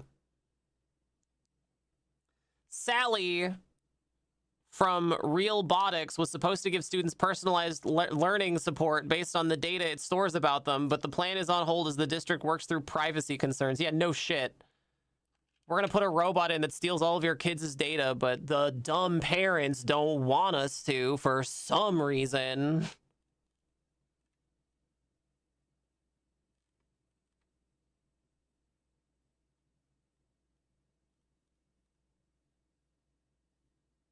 Yeah, privacy concerns, I guess.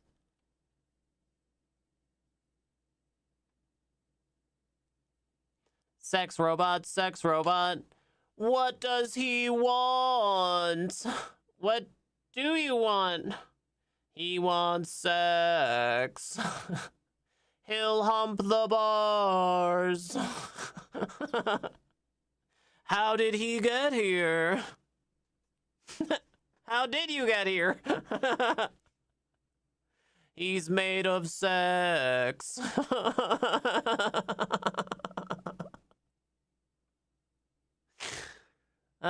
I hate it. I hate all of this.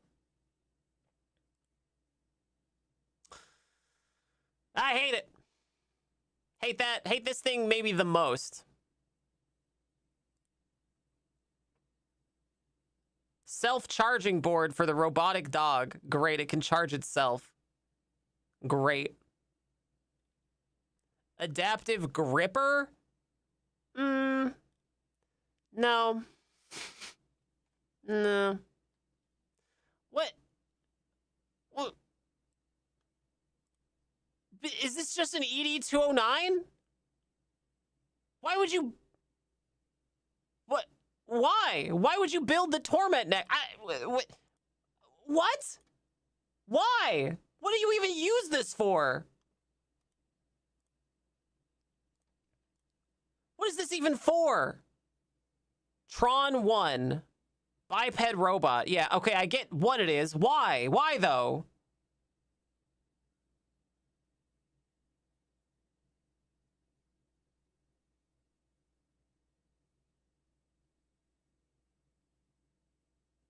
So you can remove its parts, I guess? You put a wheel on it? Okay. So what? Why?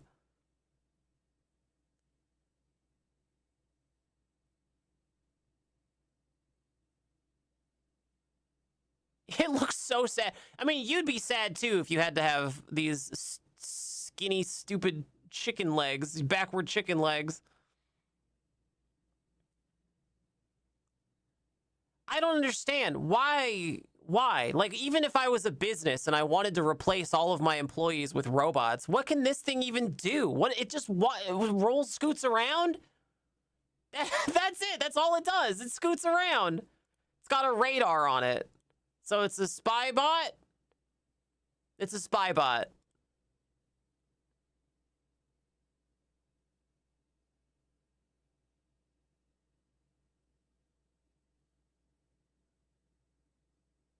It's just a spy bot to make sure that your employees are really working.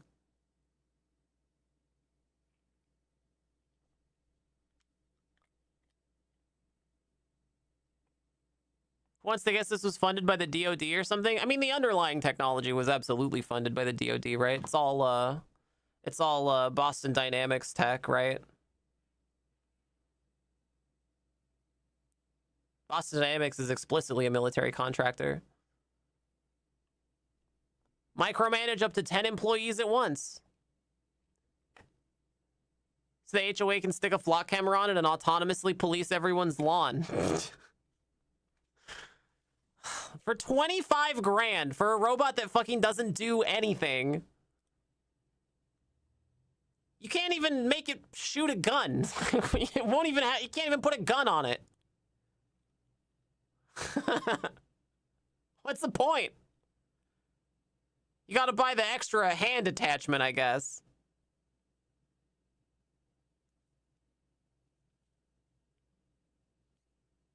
Oh, I've seen these. There's a restaurant in Monterey that tried to wheel one of these things out one time. It just brings the sushi to your table. It's just a Roomba that brings the sushi to your table. That's all it is. With a cutesy face. The best part is you don't have to tip it. It'll still ask you for a tip, but you don't actually have to tip it. Prefer a human being to bring my food? I prefer to just get my food myself and then not have to tip anyone. Yeah, it does. You can tip it. You can tip it over. Look, you can get a power armor station or whatever from Fallout. Man, these things are so stupid. They're so stupid. Who's gonna spend $19,000 on a dumb robot? Who would do that? You'd have to be insane, dude.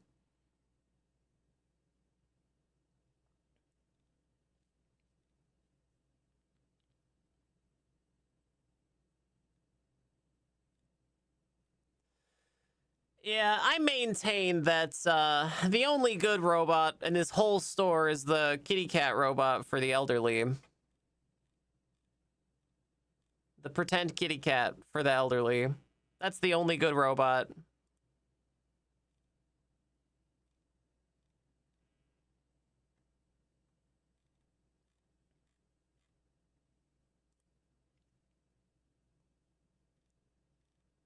The power armor station in Fallout 4 was just an engine hoist. Oh, well, I don't do cars, so. I'm not a vehicle trans.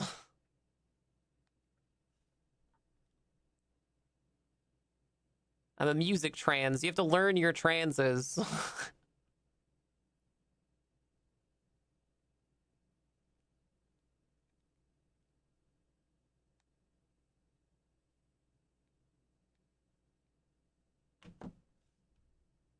Telepresence robots. You can boss your employees around while you're working from home. Gotta put some skill points into car. Yeah, or I could not do that since I don't have a car and probably will never have a car. You're either theater trans or train trans.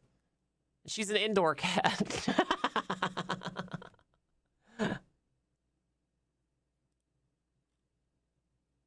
Yeah, I don't know. I don't, all of these look so fucking bad. They're so bad, dude.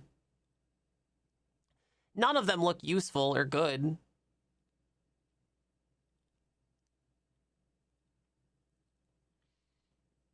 You know what each one of these things looks like to me? It looks like a liability.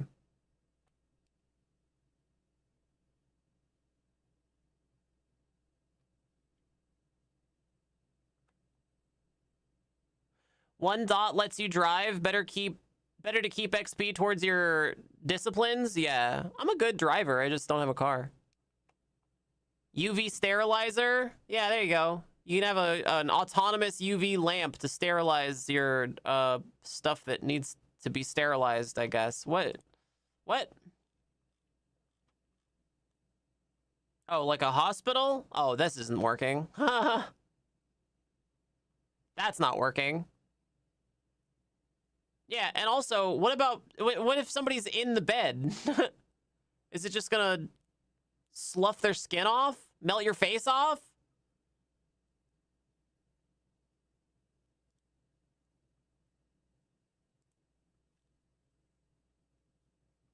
Stupid. They're all so stupid.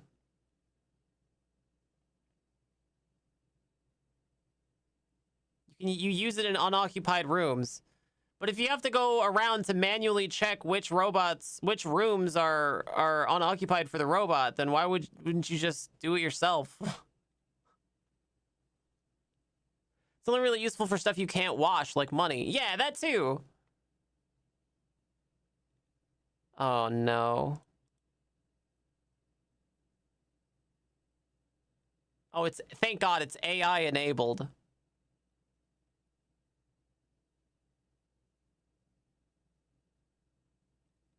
View less.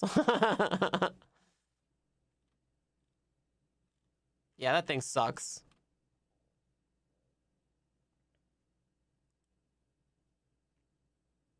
Future expansion to a full robot body.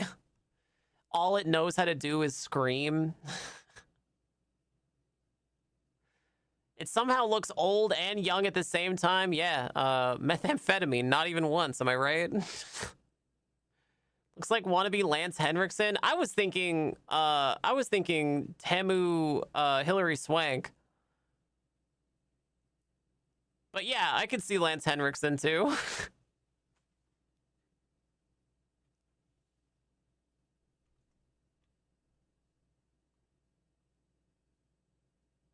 Jeff Dunham finally became a puppet himself. I know a lot of folks who smoke meth and look better than that. Yeah, well, there you go. Thinking Kirkland brand Tig Notaro? Yeah, kind of, right? Oh, man. Oh, here's those food robots. I think isn't it legal to tip these over in places? I think it's legal to pour a salt circle around them so they get trapped.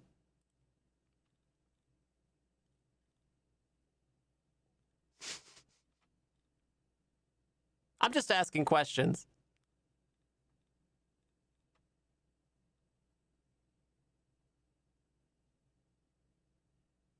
Yeah, all of these things are terrible. I don't see a single redeeming thing in here.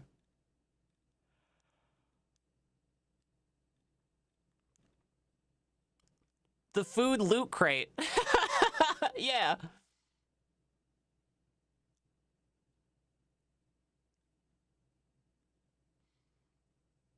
I bet all this stuff is just drop shipped. Oh, 100%. Yeah, there's no warehouse with all this stuff in it. They'd have to use the robots to manage it all. There's no way they have all these, you know, $50,000 robots just on hand. Do you guys remember way back in the day, like, oh, I don't know, 6 years ago, when your streamer did that one Twitch event where I had to control a robot dog? Like, remote control it? And it was for that game show. And we had like a whole week of tech rehearsals, and we do the event, and then none of the controllers worked.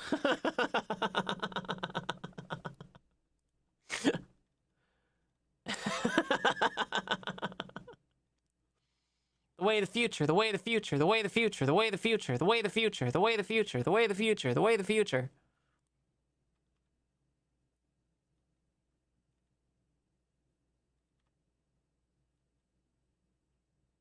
Why, dude? Why? Why? Oh no. Oh no. No, no, no. No, no, no, no, no. No, no, no, no, no, no, no, no, no, no, no, no. Ooh, I hate it. Oh, I hate that. Hate that the most. Yikes, dude.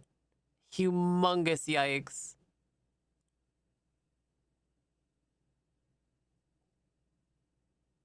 I wonder what would actually come in the mail if you bought one of these. It says it's on demand. We have to request a quote.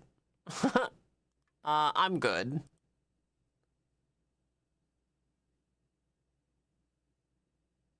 Gonna buy one for the express purpose of putting it out of its misery. Oh, Christ. Awful. Awful, dude. Awful. Hate it. Oh, there's just a whole section for humanoids.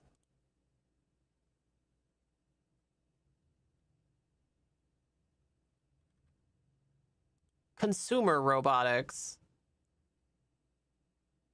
Robotics for pets and animals. Oh no, dude. Oh man, don't. No, don't feed your pet with one of these things. No, dude, don't. What are you doing? Just have a relationship with your pet. Be there for your pet. Jesus Christ.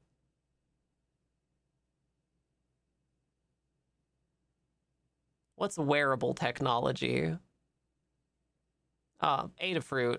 Pressure-sensitive conductive sheet. Yes, super wearable, too. Very fashionable.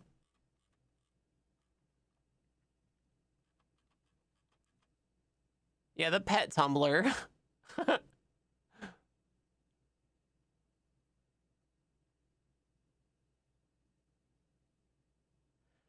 Don't feed your pet with a robot, chatters. I think a lot of people get these automatic feeders and then just expect that they'll always work. But, like, what if you go on vacation and it fucking doesn't, you know? What if you go on vacation and it just fucking doesn't feed your pet? Like, come on.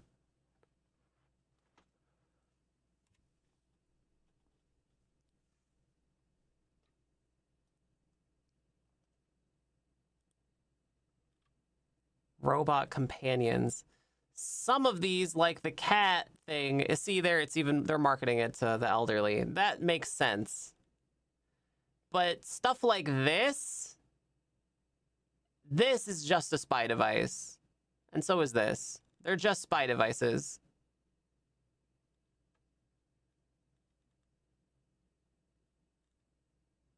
Ah, there it is again. Ugh, ick. Oh, great. This one has Alexa support. Yeah, fantastic. You guys want a $1,000 spy device?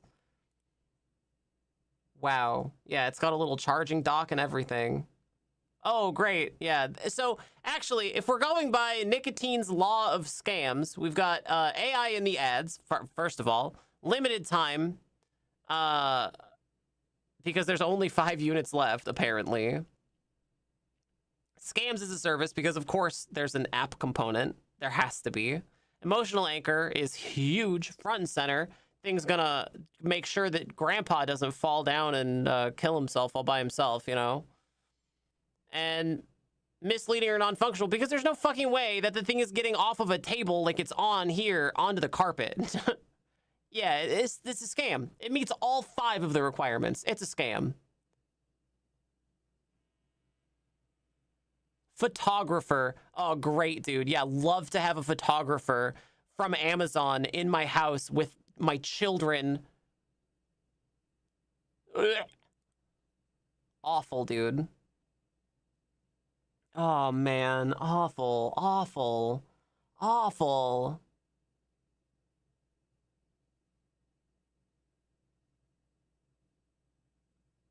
Robot, stop strangling me. Help? Oh, and it builds a map of your home, because of course it does. Because it wasn't creepy enough before. Dude, I hate this. I hate this thing. Who is this even for? Who wants this? Who would want this?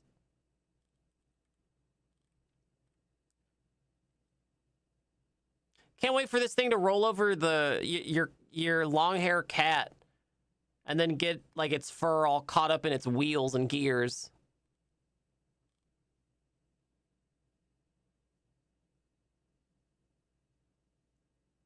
My friend's girlfriend was house sitting for someone. They had Alexa in all the rooms, including the bedrooms. We had a little get together, and I literally can't count the amount of times Alexa got accidentally turned on, including when people were in the bedroom doing things, like dozens of times, close to 100. Just unplug it. Just unplug it.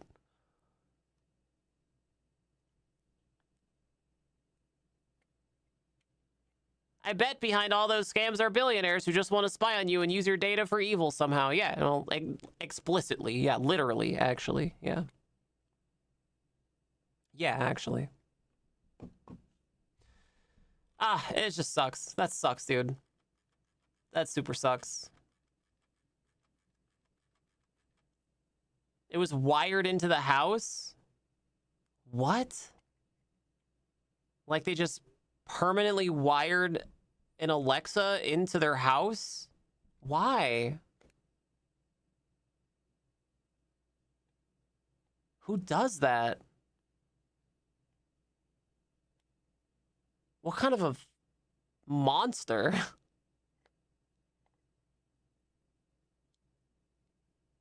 Can I tell you guys about something? Can I tell you guys about something?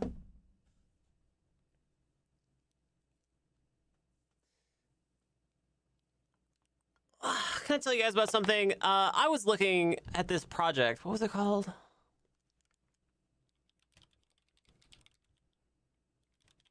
I was looking at this project online. Yeah. I was looking at this project online. Called Home Assistant. Home Assistant is like an open source home assistant, like Alexa or Google or whatever, but it's not a corporation. It just lives in your home. It doesn't send data out.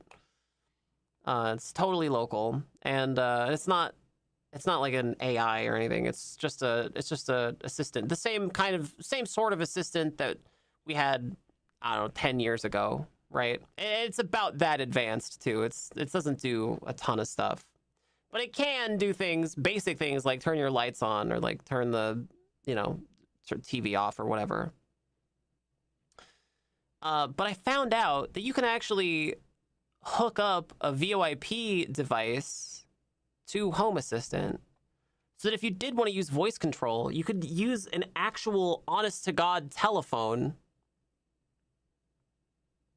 and pick it up and then give commands to the rest of your house like a ship.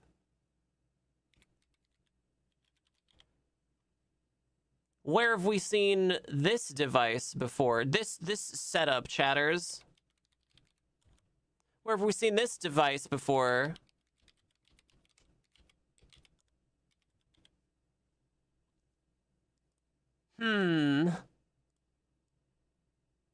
Like this, you mean? Like from Battlestar Galactica? You mean you can have a Battlestar Galactica phone in your home to control your lights? Awesome? And it's not full of AI dog shit? So say we all. Let's go.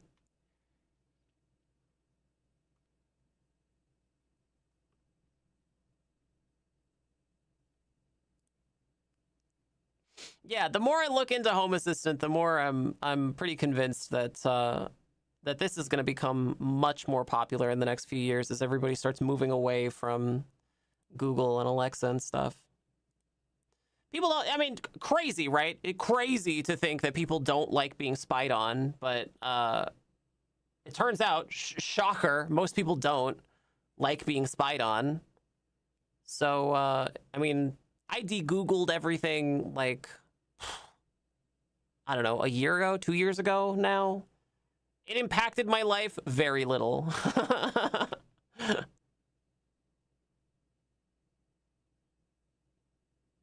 I have a switch on the wall that controls my lights, and I sleep in a big bed with my wife. Yeah, that is the OP strat for sure. That is the OP strat. But if you wanted to be a turbo nerd and you wanted to have like a phone switching system in your house so you could maybe call other phones from inside your house, I think that sounds fun. I think that's kind of fun and cute.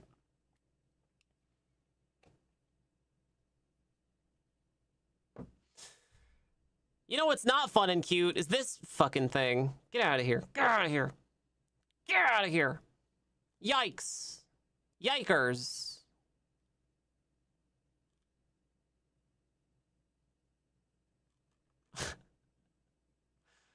Man, all right. Well, that sucks. They all suck. They're all bad. We did it, chatters. We found the scams. Hooray! We did it, chat. We found the scams. Hooray! Nicely done. Good job, chatters. We did it. Hooray! Hooray! Chatters, right now on the Discord, you can get access to the Nicotine Valheim Build Challenge. Right at this very moment, there are a bunch of people who are in the Valheim server building their special houses. We're gonna have a judging competition, the judging event on the 30th. There's a whole bunch of criteria. It has to be a 6x6 little grid you can build the house in. We made a whole town. There's paved roads and everything. We have infrastructure. It's huge. And if you want to see it, all you got to do is head over to the Discord and then get the login information. It's in the sub channel, so you have to be a subscriber to get it. I have a crossbow, 2 types of magic, and crafting. I get up to level 10, and then I have everything up to level 10 minimum. Nice, good. Yeah, that's great. Snarky built all the crafting stuff? Yeah. Snarky's been... Snarky, have you gone to sleep since the first? Yeah, I'm very excited. I'm really happy you guys are enjoying it. I'll probably go back into Valheim tomorrow. How are you judging flammability? Are you going to burn the whole village down and see what stands after? You know. We have a boat. That's right, we do have a boat. I want to take the boat out next time. I think that'd be fun.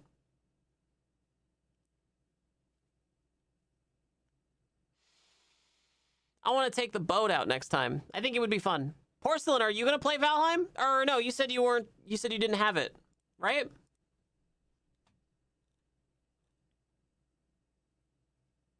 Oh man, Avowed is on a deep discount right now. Gee, I wonder why. Man, it's such a shame that chatters don't like nuclear option. I fucking love this game. I cannot stop playing it. I play this game all the time. I play it all the time. But I only play it when it's when you know, when I'm off stream. Is Avowed bad? I mean, it's not great. Nuclear Option looks so good. It's so much fun. Nuclear Option is so much fun. I want to play with people so badly, but I don't have any friends who want to play with me. What's Nuclear Option about? It's kind of like if DCS was fun. It's like a large-scale war, sort of like Battlefield, except it's all fought with players are in airplanes. There are ground units, but you don't control them. You're just in the airplane. And there's like lots of different airframes and tons of different kinds of missiles. And at certain points, some game modes let you drop nuclear ordnance on your enemy. They like clear you for nuclear ordnance. You have to like shoot down your opponent's nuclear missiles, or you have to drop your own. It's just so fucking good. It's such a great game. It's got just an amazing soundtrack too. That's so good.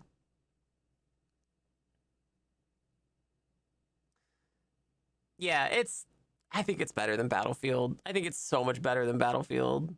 I've gotten so much joy out of Nuclear Option, and I've only been playing like single player. But there's tons of mods for it on the Steam Workshop. Like, I showed you guys some of the mods that I installed, right?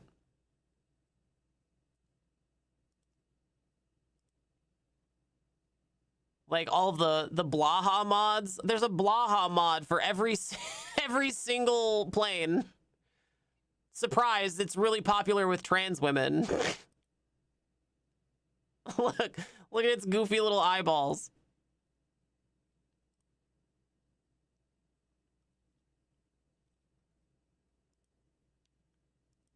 Look it's Blaha. Are they even still making Battlefield? No, they released a Battlefield recently and then loaded it up full of AI slop, so nobody's really behind the wheel anymore. It's just AI slop all the way down now. Really fucking sucks. It was great while it lasted.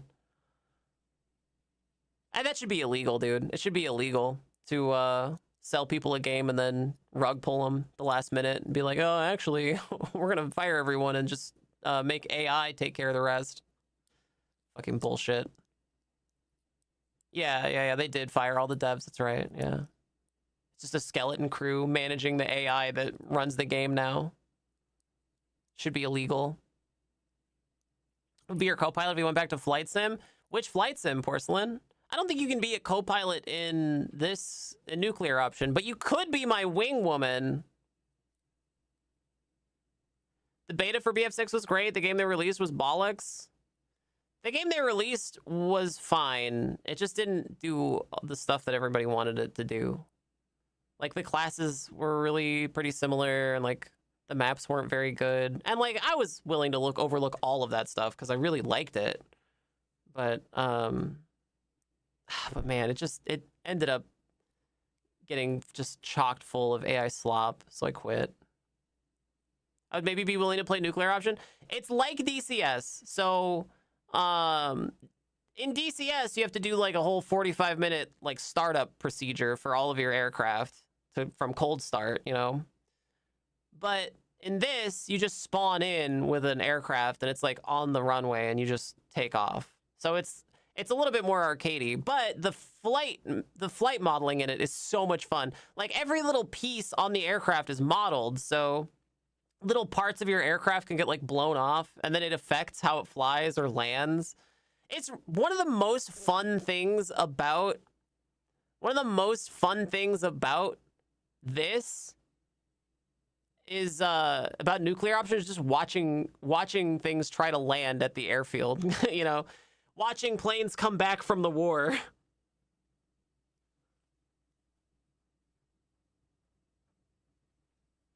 If AI is trained on stolen assets, then it's just a plagiarism machine, yeah. What's DCS? DCS is a really, really crunchy flight sim. It's like a mil sim flight sim. So I think do I have it on Steam? I might have it on Steam. Let me see. Yeah, this is DCS. It's a really, really crunchy, really crunchy flight sim. And everything in DCS is modeled, they say that it's modeled really, really accurately. Oh, come on. Yeah, they say it's modeled really, really accurately. And footage from DCS is sometimes mistaken for like real life war footage, which is a problem. I remember that being the case where like a news agency picked up some CRAM footage from DCS and ran with it because it looks pretty realistic. But all the planes in DCS are also like, they're like, you have to buy them separately.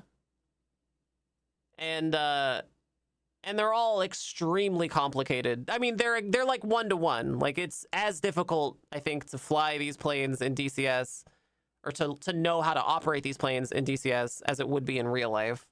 So there's a great clip of me and Locke trying to fly the Huey. And Locke trying to walk me through the startup procedures. And I don't think I've ever seen Locke quite so mad. Anyway, DCS is fun, but it is extremely crunchy and also very expensive because you have to buy all the planes separately. But nuclear option doesn't do any of that. Nuclear option gives you all the planes right out the gate. It just gives you all of the planes. You get to have all of them. There's no pay to win anything. You just pay the one time to buy the game, and then you have all the stuff. This patch introduces several major features. And the flight modeling is really, really good, actually. It models all kinds of stuff. Like, yeah, maybe it's not as pretty as DCS, but the physics are so much fun. And there's Steam Workshop support. There's Steam Workshop support in-game, too. Like, in the main menu, you can browse the Steam Workshop. So you can just pick stuff from the main menu. Like, it's that integrated. Yeah, there's VTOL aircraft. This is the VT-7 Vagrant, I think. It's like a... It's like a... and can be outfitted for both combat air patrol and ground strike, matching the it's like a fighter, you know. MSFS is very, here's the world, you gotta buy the airplanes to fly it. Yeah. Trying to fly the Huey, Nicotine ignoring Locke and skipping steps she felt were unnecessary. No, the steps were unnecessary. I didn't skip any steps. I skipped a couple steps, but they were unnecessary. It was such a great stream. I miss it. But if you just want to like get up and fly and shoot stuff, this is way better for that. And you can do stuff like land on carriers. You see that ship that we just passed, the little teeny tiny one? That's a helipad, and you can spawn there and land there with helis or one of the VTOL planes. We're also introducing artillery. Yeah, there's ground units. The ground units. Oh, and then like when you're in a war, these missiles and their ordnance and stuff, it's limited. So you have to like resupply them with resupply drops. You gotta fly a helicopter out to them and then drop munitions pallets to resupply them. Or you can go blow up your enemy's munition pallets and explode everything around them. It's so good. There's so many little pieces to this game. Yeah, there's convoys, there's armored convoys and armored bunkers. Like there's man pads. Defense positions are no longer independent. All formations now rely on ammunition supplies delivered through the logistics network. Yeah, so you have to like do logistics. Oh god, it's so much fun. It's such a goddamn shame that Twitch chat doesn't love this game because I am it's like overwhelmingly positive. Everyone who plays this loves this game. I fucking love it. It's so good, dude. Can you blow up their power generation? Yes. Yeah, you have to blow up, you have to get a bunch of different tasks, like blow up the opponent's air bases or vehicle depots or fuel depots. So yeah, you blow up fuel depots and then they can't refuel. So like how that works is when you're in game and you go to land, when you land in the right spot, you can refuel at your air base. As long as your fuel depot is still around. If your fuel depot is gone, then you have to get manually resupplied with fuel from somewhere that has it. So you have to protect your fuel depots and your vehicle depots for your ground units. Or your vehicle fabrication facilities, your factories. The map is huge, by the way, as well. The map is humongous because some of these aircraft are supersonic. Need like a hyper-realistic, brutal combat sim game where you have to be an accountant balancing the budget for all these missiles and vehicles. No, it's fun. It's fun. I promise, it's fun. No, I genuinely adore this game, and it's such a goddamn shame that Twitch chat doesn't like it because I play it all the time. I've been playing it off stream. I never play games off stream. I've been playing this off. Almost all of the hours I have in this game are hours I've been playing it off stream. It's so good. It's such a good game.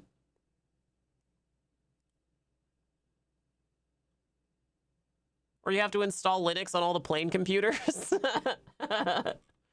Yeah, but you have to install Linux Arch, so you gotta call up a bunch of friends. More of a tube liner wench. Not big on the idea of remote war. Infantry combat is fine. I get less excited about artillery, cruise missiles, air-to-ground ordnance, etc. I mean, my favorite thing to do in nuclear option is the attack helicopter, the Apache style attack helicopter, which, I mean, you absolutely have to get like really close, and you can because it's got a really good stealth profile, and it works well with an Xbox controller. Yeah, I've only been using the Xbox controller to play it. Yeah. Call your friends who also don't know how to deal with Arch. I don't know, Distron. All my friends are trans women. I've had really good luck with Nix OS.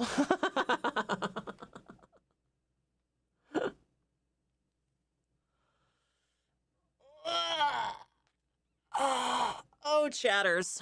Oh, sweetest, smallest chatters. Sweetest, tiniest, littlest chatters. I have really good news. I have really good news, chat. You want to hear the good news? God's favorite streamer hasn't had a single dropout today. Not a one. It's gotten a little crazy at times, but it hasn't dropped out at all, which is super unusual. And it only happened once a couple of days ago. I don't know what I did then either, but if this continues to hold, I'm gonna do exactly what I did yesterday, what I did today, tomorrow, and then we'll see if there's no other dropouts. So I think we've had a successful stream where we didn't have any dropouts. By Twitch standards, this is phenomenal. Never had any luck with Linux? Oh, I'm sorry, Distron. You just have to befriend some trans women. Have you been to DEF CON yet?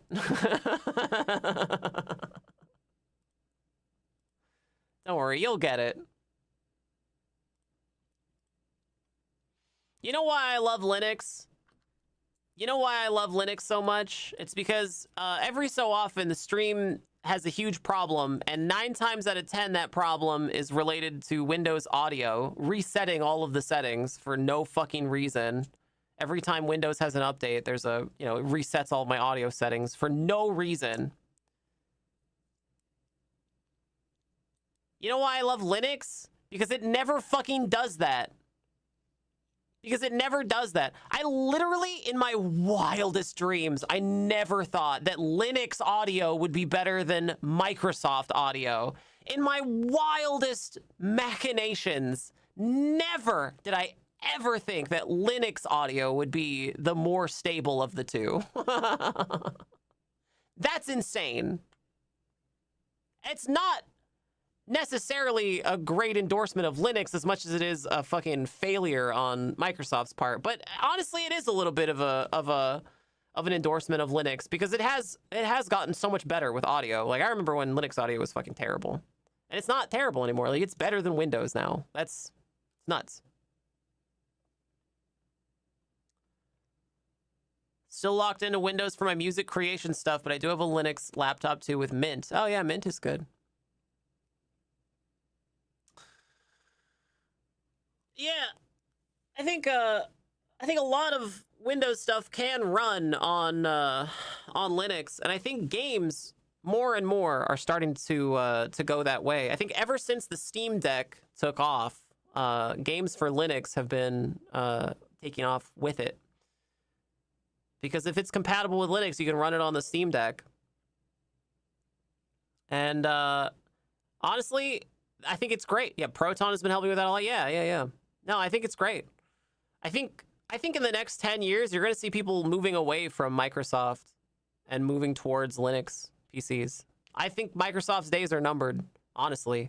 With the way that their leadership is going, where they want to just like ham-fisted fucking shoving AI down everybody's throat. I think Microsoft's days are numbered, dude. They're flat out numbered. Everybody hates Windows 11. Everybody hates it. Nobody's like, wow, cool, all the new features that Windows 11 brought to me, like randomly using a ton of CPU power for no fucking reason other than to run the start menu. Randomly uploading all of my monitor screenshots to Windows servers, also for seemingly no reason. Microsoft forcing you to update to Windows 11 in the first place. Microsoft's days are numbered, dude. The only thing they have going for them is that some programs still don't support Linux.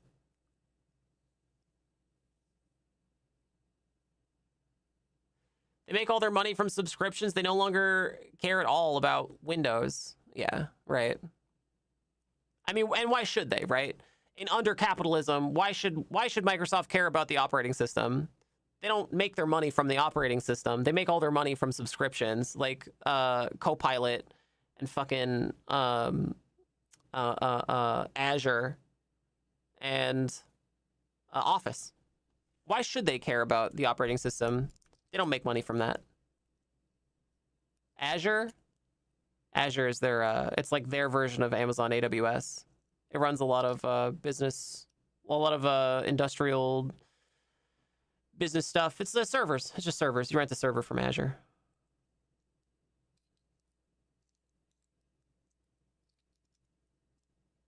And all the data Windows 11 grabs. Yeah, it's nuts, dude. Windows days are numbered. The sooner that you guys adopt Linux, I think the easier you're gonna have it going forward. Honestly, I'm not suggesting that you guys learn Linux because Windows days are numbered, but I'm not suggesting it either. I think it's a great skill to know how to use the command line. That's all I'm saying. It's a great skill to know how to use the command line. Guess you could say it's curtains for Windows.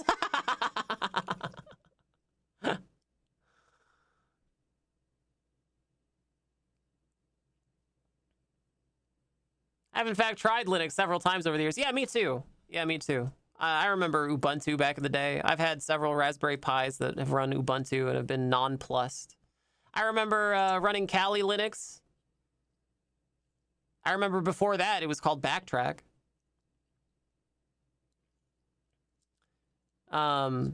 But modern Linux installations are a whole different world. They're like a totally different universe from old school Linux. They look and feel and perform like a real operating system. Like if you've ever felt that Windows was a little sluggish, like Linux is just like so much better. It's like operating on a different plane, man. They're just so much better. And there's so many different distros. And you can make them look like however you want. They're totally customizable. It's nuts, dude. Yeah, and it's a lot more private. That's true, too. Privacy is, compared to Windows, is outstanding.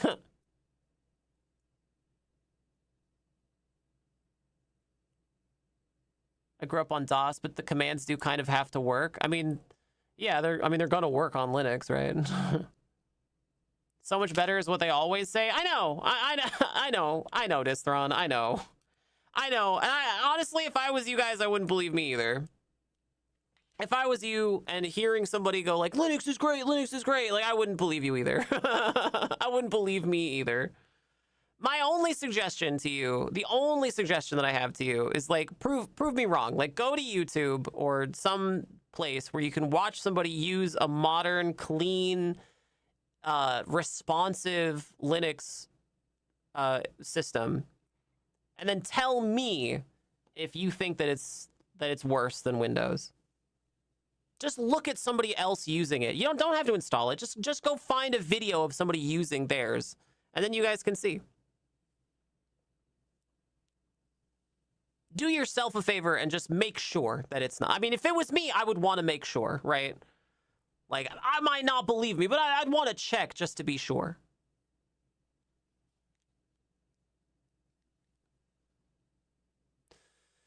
Most viruses, malware is designed for Windows. Makes it a lot more secure. Not to say viruses for Linux don't exist. Yeah, that's true too. Viruses do exist for Linux, and they just tend to be different, right? Lots of servers run Linux, so there's viruses for that. And there's lots of other attack vectors too that aren't just viruses, but yeah, I mean, for security, it's generally speaking, it's like a lot better for that kind of thing. Also, I remember back in the day, like, trying to find stuff that ran on Linux was really difficult. I remember only being able to fucking run like LibreOffice, and it just sucked. Like, Libre stuff sucked. 15 years ago, trying to run anything on a Linux machine was a hell all on its own. But like today, in the year 2026, there's been so much development for open source software that, like, you can get an open source analog for literally everything. Like, I use a program called RealOffice, which personally is, in my opinion, way better than Google Documents or whatever, Google Docs. Significantly better. They have all of the features that Google just fucking won't do. And it's because huge lumbering tech companies like Google, they don't make enough money from these products to actually like innovate on them. They just put the product out and then it's on autopilot. There's no incentive for them to innovate or like change things or do anything different. If it's already making money, they're just going to do it that way. And Google's already on to the next thing. Your whole advancement structure at a company like Google is build a product and then move up and work on something else. So all the people who like created Google Docs, they're not fucking there anymore. They're probably not even at Google anymore. They're probably over at Facebook or something, you know? Sorry, Meta.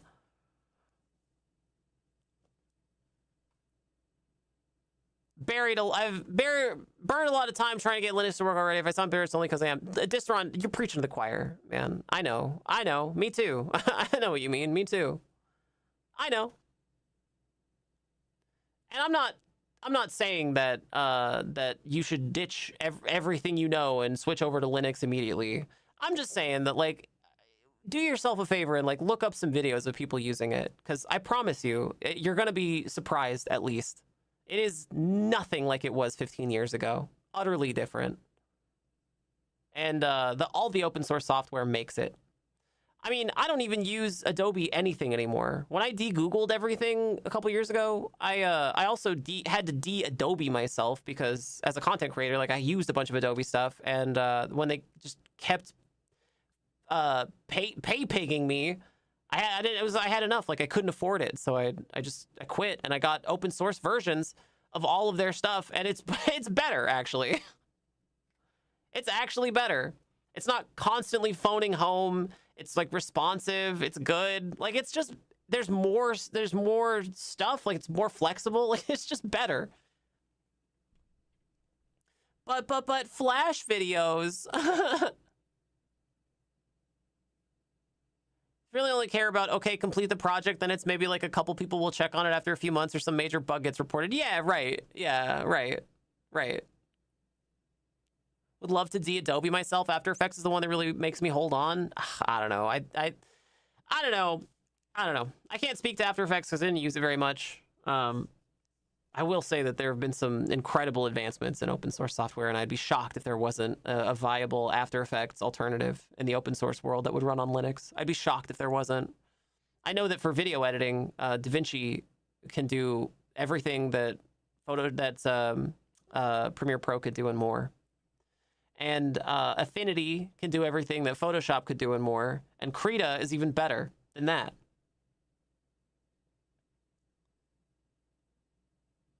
And Real Office is better than Google Docs ever was. And I've never looked back. I haven't looked back. The only times I have to use a Windows machine, like the ones you guys are looking at, is because there are some games, like there's some content that's locked to like kernel level anti-cheat, which is a fucking bane of my existence. Because it's meant to only work with Windows, which is very stupid.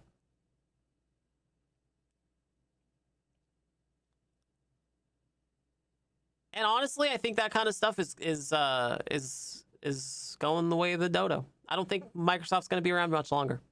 I think you guys would do really, really well to just look at some footage of people using like a clean, good Linux installation. It's really, really nice. I think you'll be surprised. I think you'll be surprised.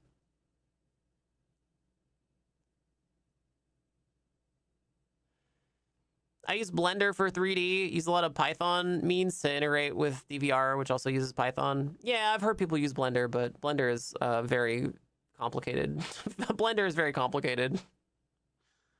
Coming from, you know, the Adobe suite, Blender feels like very, very complicated.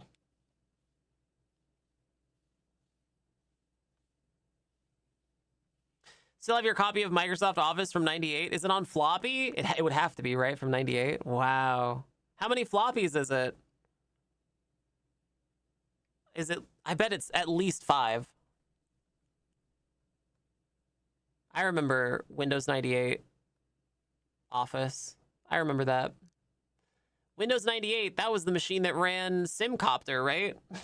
Some of the Maxis games were made for Windows 98. That's awesome. All right, sweet chatters. All right, sweet tiny little chatters.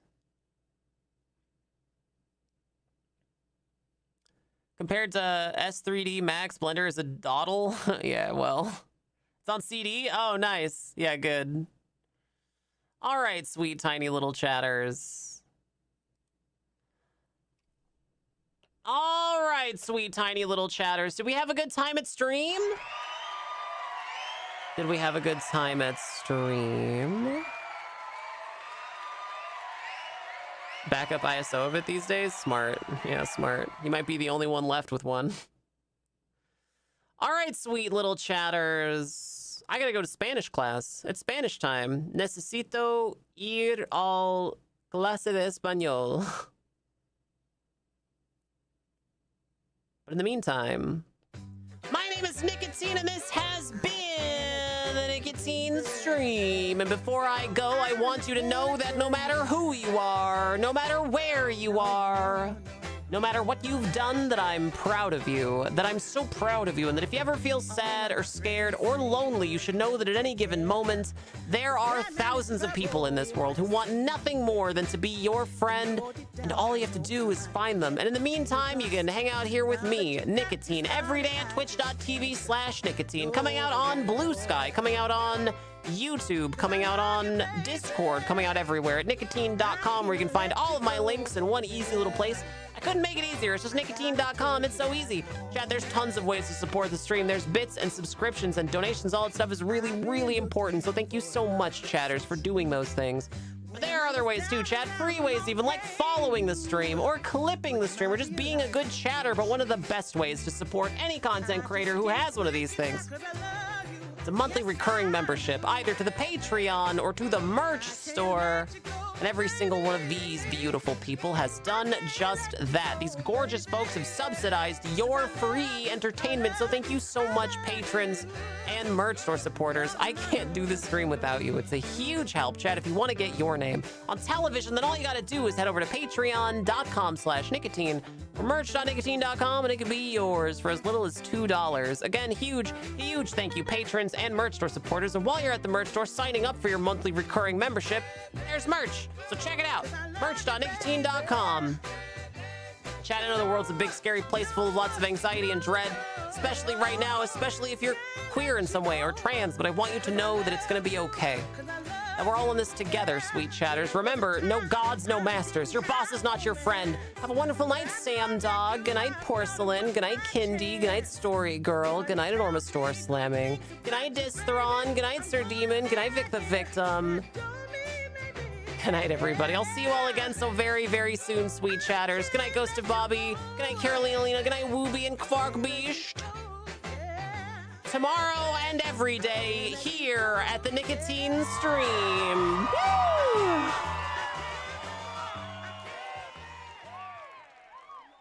You'll never get away with this nicotine. Just wait until I finish charging up my sex robot so that I can have it change out the composter on the kitchen counter with the little spy bot Batman.